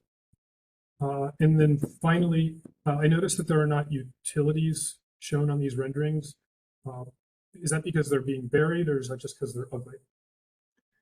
It is the hope of the development team that we will be able to bury the utilities that encircle this site. Okay, I think that would be a great contribution to the neighborhood. And then this is a comment not for you to do anything about, but for your conversations with the city to consider. There have been roundabouts placed on Franklin, and this is a very wide intersection with 5 streets coming to it. A roundabout here would, I think, be a good contribution to the neighborhood. That's not your doing, Denver. I fully recognize that, but as you're talking with the city, just something to consider. I think those are my comments. They're fairly high level. I didn't get into the details too much because I wanted to talk about the massing and the scale more than anything else. And would now be a good time to respond to those comments just a little bit? Yeah. Okay. Just in terms of massing, I think this was brought up a year ago, and at the time you suggested that perhaps we could take a floor of Clinton House off and put it on Hanover. There are reasons that we can't do that. Number one, the project works with the density that we have. And two, the heights of these buildings are, well, one, the buildings are designed for their context, and we do believe they're appropriate. But if we make Clinton House 4 stories and Hanover House 7, it immediately turns Hanover into a different construction type. It changes the code requirements of that building and changes the way it has to be built, how much it costs, and the ability for us to maintain what you're seeing here is a fairly high level of customized detail and footprint with multiple setbacks and terraces on all the buildings. Flipping that just it has an enormous ripple through the project. We really do believe that what we've done here, particularly with Clinton House, in terms of the multiple stepping, the 3 stories at the corner that we were looking at, it is appropriate. And there are also throughout this neighborhood, as you move even west through the site, there are incidents of buildings that are taller and that are apartments or institutional. Are they 5 stories? No, but there are a smattering of taller floor-to-floor 3 and 4-story buildings. Do any of those buildings have setbacks like we're proposing? No, because historically those buildings would have been built as vertical masses. So this by nature is a little different. Clinton House also, as Crystal pointed out during our presentation, we made a specific effort to modulate the facade on 29th and Clinton in what are almost like townhouse modules. And we believe that there's certainly precedent in that neighborhood and further west on Clinton for that kind of mass and scale. And again, this is transitional. Yes, on this block, there are 2-story and 1-story buildings. But generally, if we look at the entire district, we're at that teetering edge. We are literally at the edge of where things are mostly one way to the east and mostly something else to the west. And we've really worked hard to bridge that and put together something that we feel really fits in. In terms of materiality, I would just before you move on, I tend to agree that there are plenty of examples you could do, but it's highly contextual. If you move this project 1 block to the north on Detroit, I wouldn't have any issue with the height. I would say you could even go higher. Even on the other side of this block, I think more height is appropriate. But at this particular intersection, as it steps down into the single-family and 2-family historic neighborhood, it must recognize that context. Sure, on Franklin Circle, a more commercial corridor, the Dexter goes up to 5 stories. That's contextually appropriate. But here, a block to the south, and at this intersection, the context demands a lower height. But to counterpoint, Alex, this building is also large enough that it's starting to establish a new context. So I would argue that the 2/3 at this corner acknowledges that context and then bridges into a new kind of establishing and asserting itself on its own site. So, I mean, I think it actually is appropriate because it does acknowledge that height while then asserting itself as it's 2/3. It's in a new height, but it acknowledges other buildings that are farther apart. And because of its size and scale, it's recognizing and addressing that existing context while asserting itself as a new transitional modern building. Can we continue hearing feedback from other members, please? I just wondered if this issue, because I also thought the massing just on that elevation, the church elevation was a little bit high, but I wondered if taking the 2-story setback just off of those corners on either side where it's 3-story of brick, just there, because that's where, you know, at the edge of each of those, you're next to the firehouse and then going into the single family. Margaret, I could probably get on board with that if that was a compromise. So that's my 2 cents. I'm happy to chime in here. Because a lot of my comments kind of relate to massing. This is such a large site that I actually think that having 2 buildings is not even enough. I mean, it could be such a more successful urban project if you were able to break it up into even more buildings, so that you would be able to keep the density, but really transition into the residential district. You know, we keep calling it a transitional site, and I hear a lot of arguments, oh, it's near a corridor, but we're gonna get really ambiguous with where that transition actually occurs the further we move it south and into the residential districts. So I think something more than just one story and a setback here or there would be better than what, you know, we have now.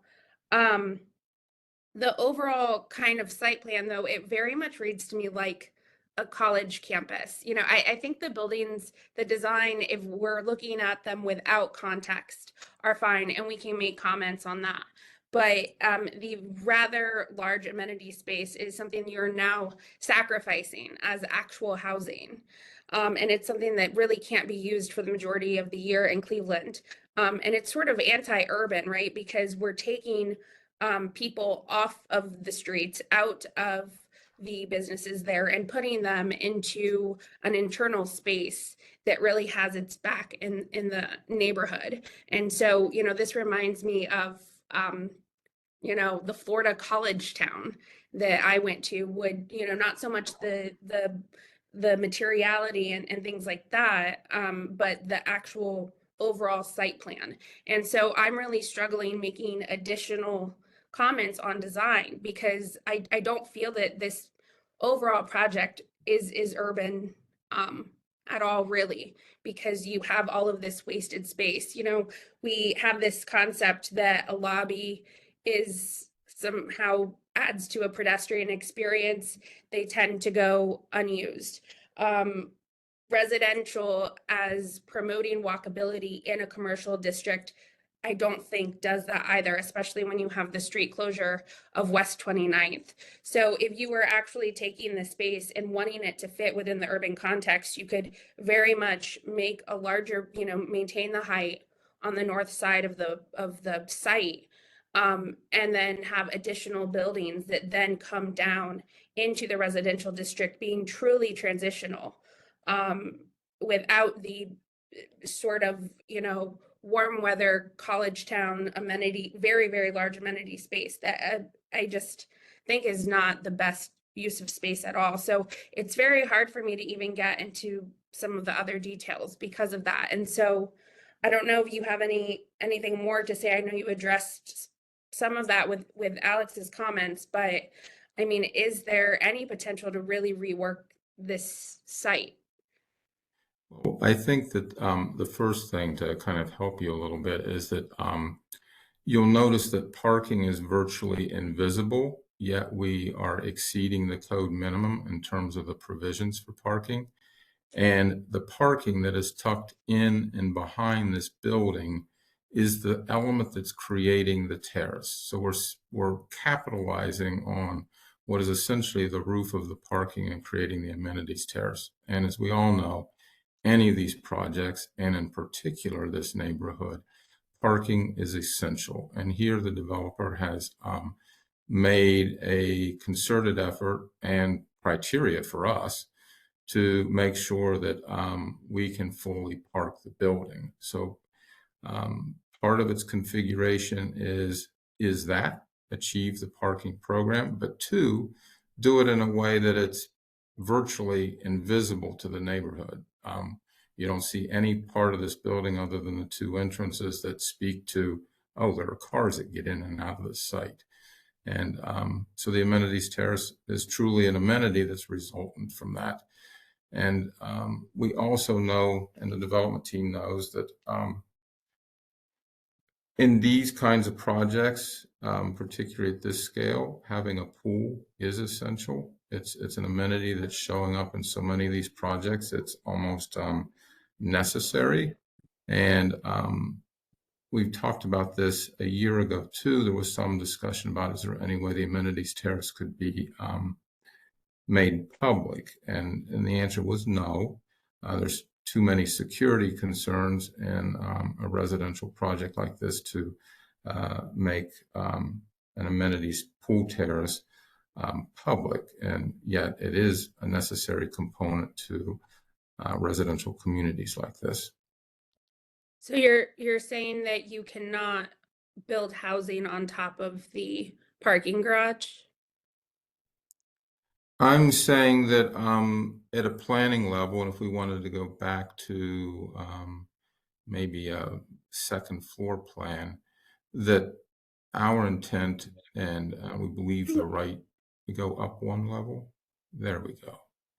Our belief, strong belief, is that the buildings should be built to the street lines, which is what we've done. You see that with the Clinton House as an L shape at the southwest, and Hanover an L shape to the northeast. And then if we look at what happens in between, is there room to add another building here? No, there isn't. And one of the things that doesn't really show up in our renderings, but is a kind of nice outcome of this. One of the things that happens in this neighborhood is that you often have these shifting vantage points. And in this particular case, if you're standing on that amenities terrace and you look to the northwest, you see the firehouse peeking up, and then you have the sky beyond. Same going to the southeast, Malachi House peeking up over, and then you see the varied roof line and trees beyond. And the same thing happens for the occupants of Malachi House or the fire station. Those openings onto that terrace give them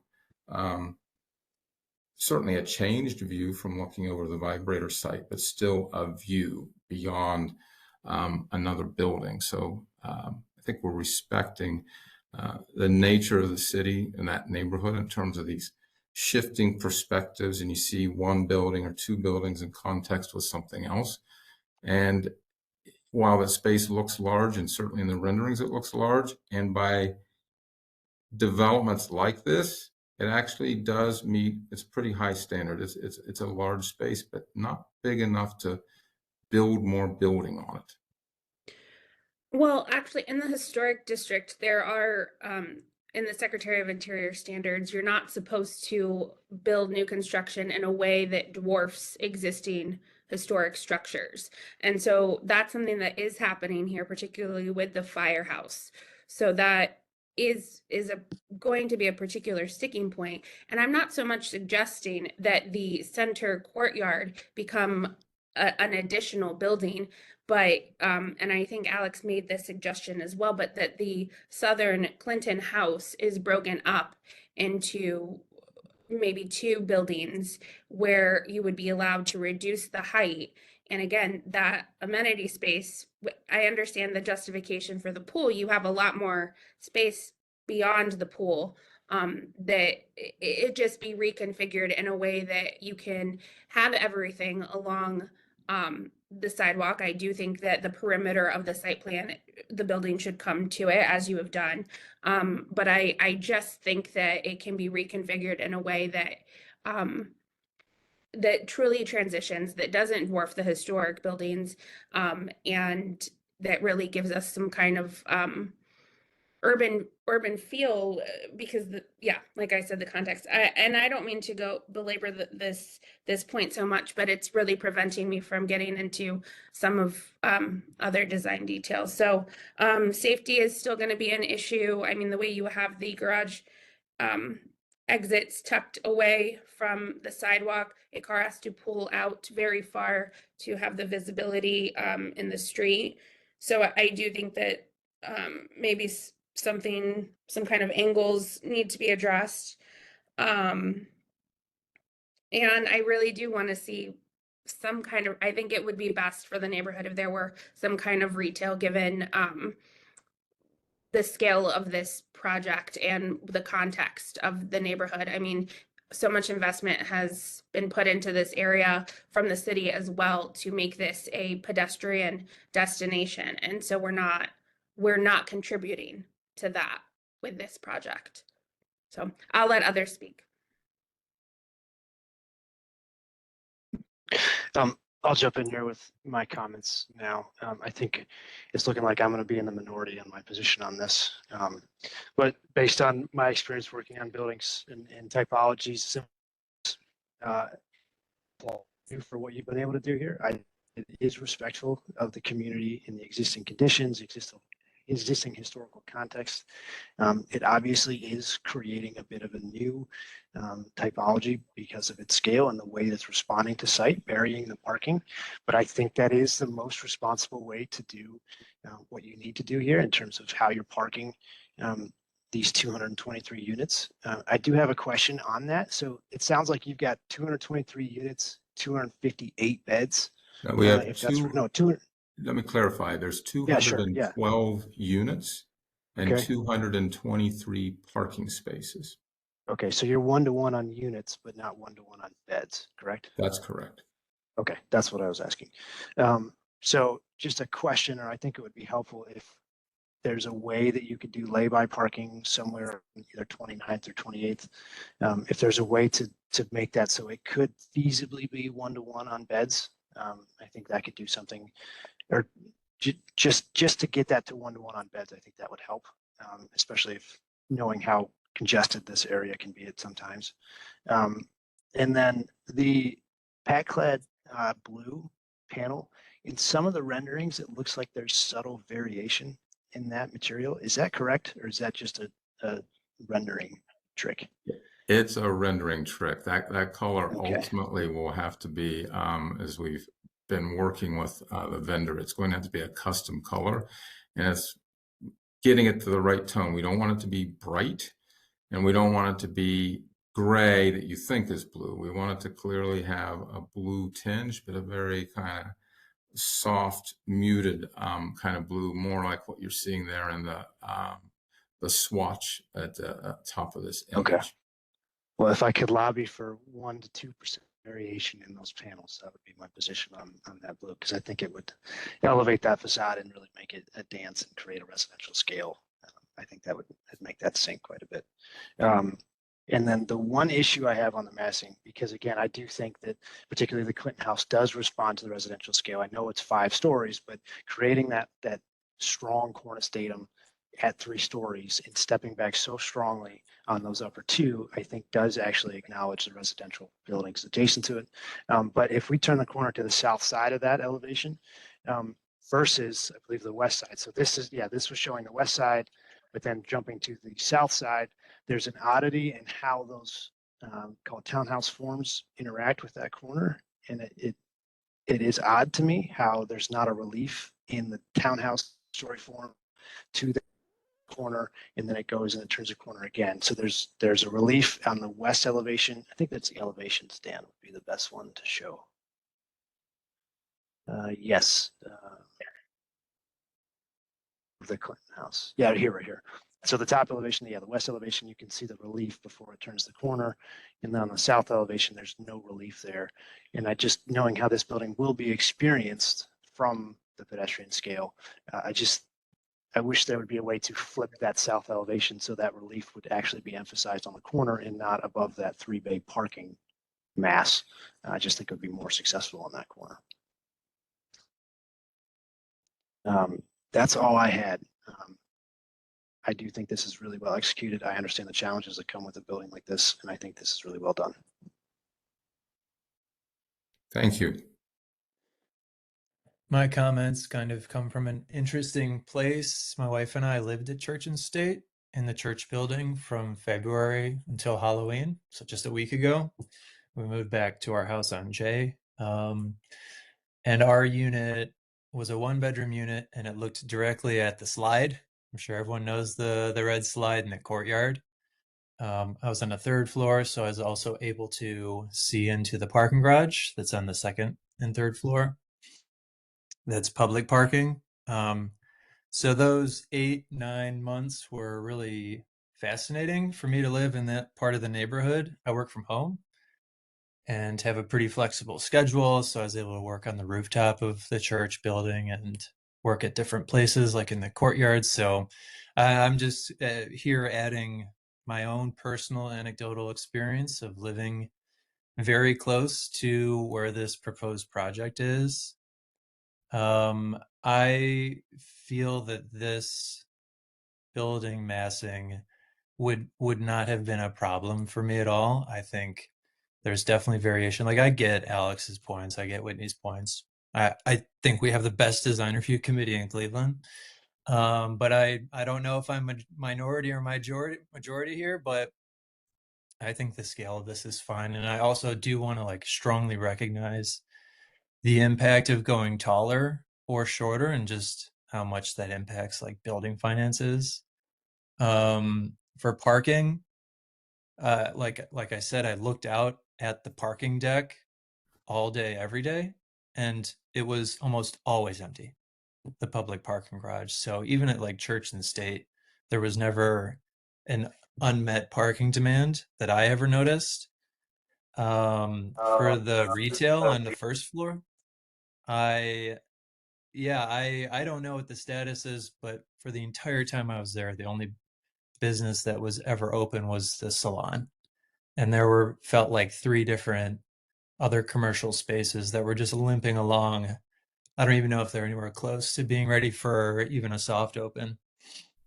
Maybe a grocery store is going in there. But my positive comments beyond just saying I would vote to recommend approval for this is I want to applaud for the bike parking layout. I feel like almost every project that comes through this design review is fundamentally lacking on the provision of bicycle parking.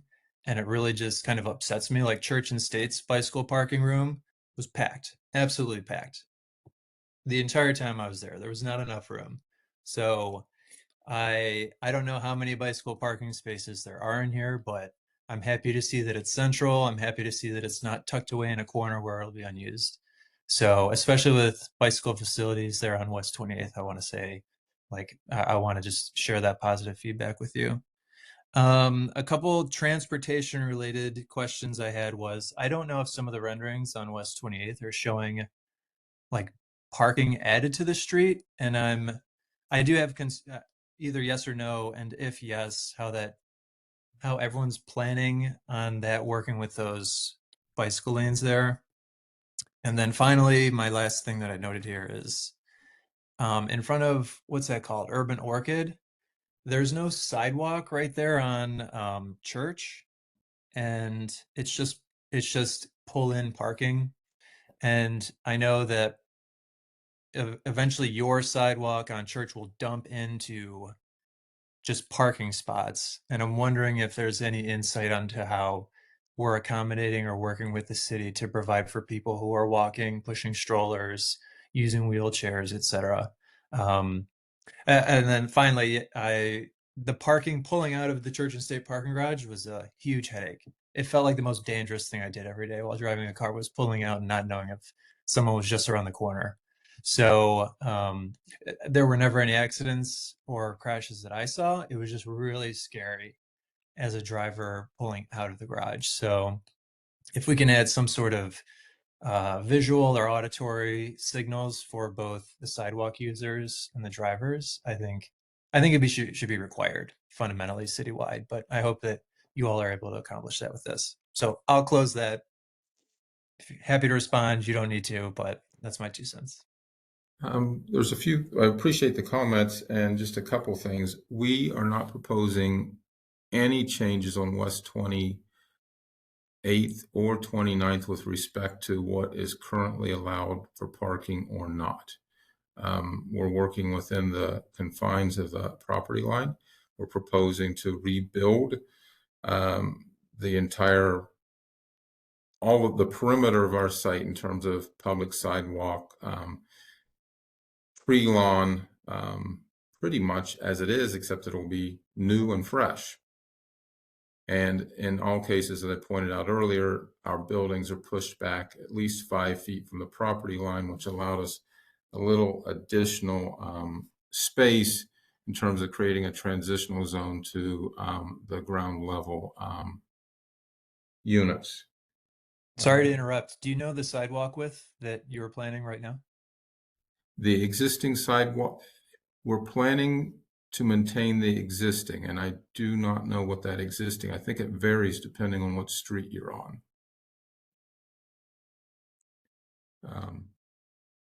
And then the other thing, just kind of reaching back, I think there was an earlier comment about the ground floor units in terms of they are at ground level, but they are all at least, if not more, than 18 inches raised above grade. So there's a kind of a sense of public space, semi-private, and then private within.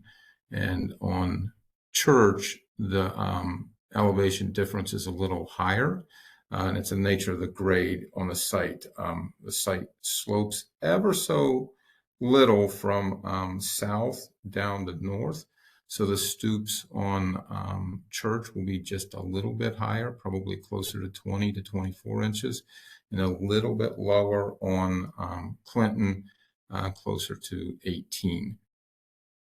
And if you keep going through here, there was a question about entrance to the corner unit. The corner unit does have, there it is. I just couldn't see it in that other view, but it has its own special entry element right there. This is at the corner of West 29th and Clinton, the entrance being on Clinton.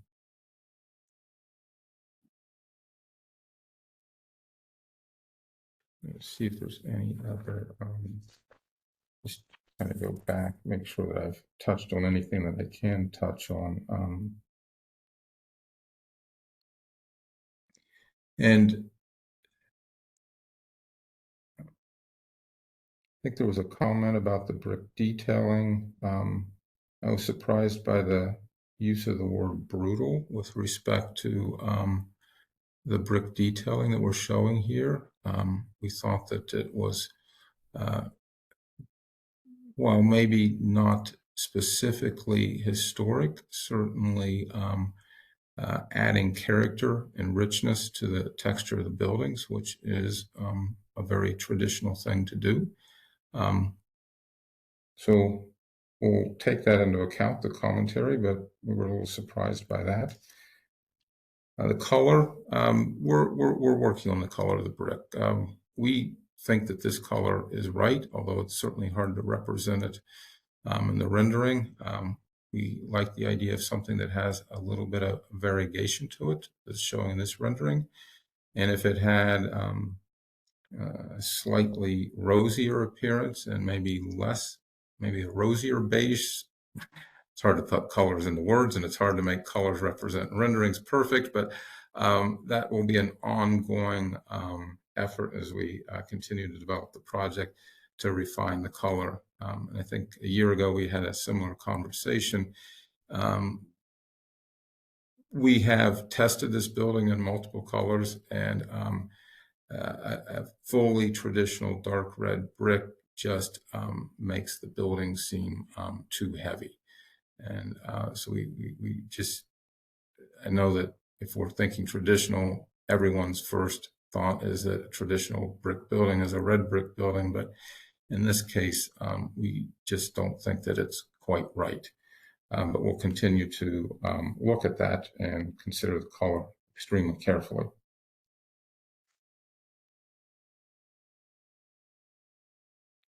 Don't think that I have any other responses right now. Happy to answer any other questions. No more questions. I would like to reiterate, though, maybe there is a compromise to be had per Margaret's suggestion that, Dan, if you look at slide 26, if it steps down next to the firehouse and steps down at the corner on either end of the rendering that's on slide 26.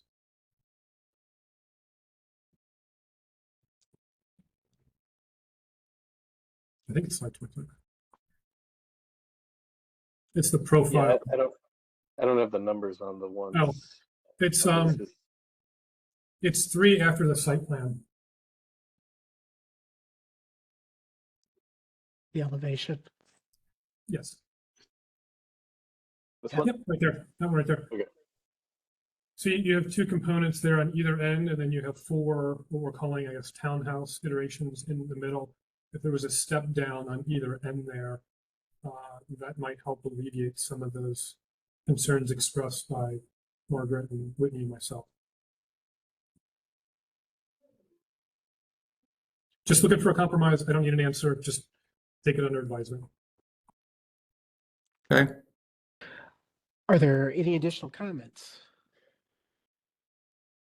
Can I ask a question? This is the same exact presentation that was shown last year, correct? Even after this committee and landmarks gave feedback, no changes were made. Is that correct? That is correct. That is Okay. correct. And I went back to watch the landmarks meeting from last year. And this presentation was supposed to be given at an Ohio City community meeting. Was that done? Yes, that was done. It was. Yep.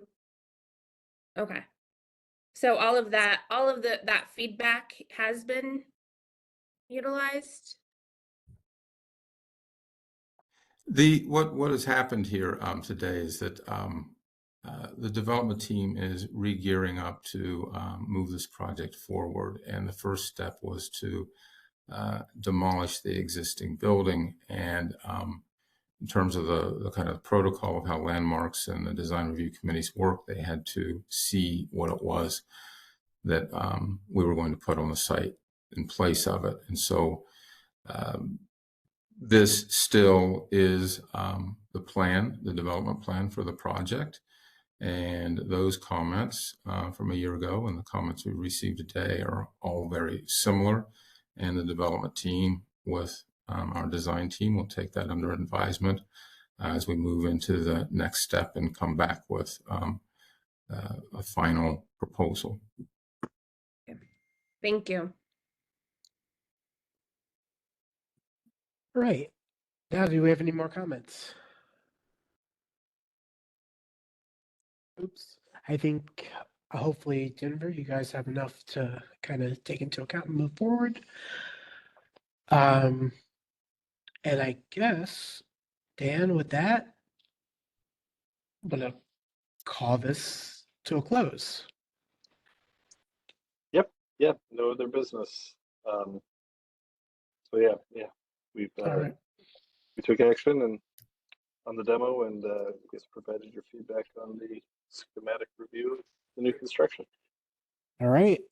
I call the November 7th Ohio City Design Review Advisory Committee to a close. Thank you.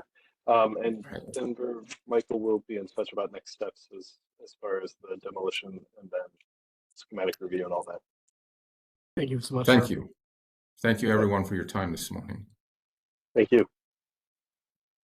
Bye, everyone. All right.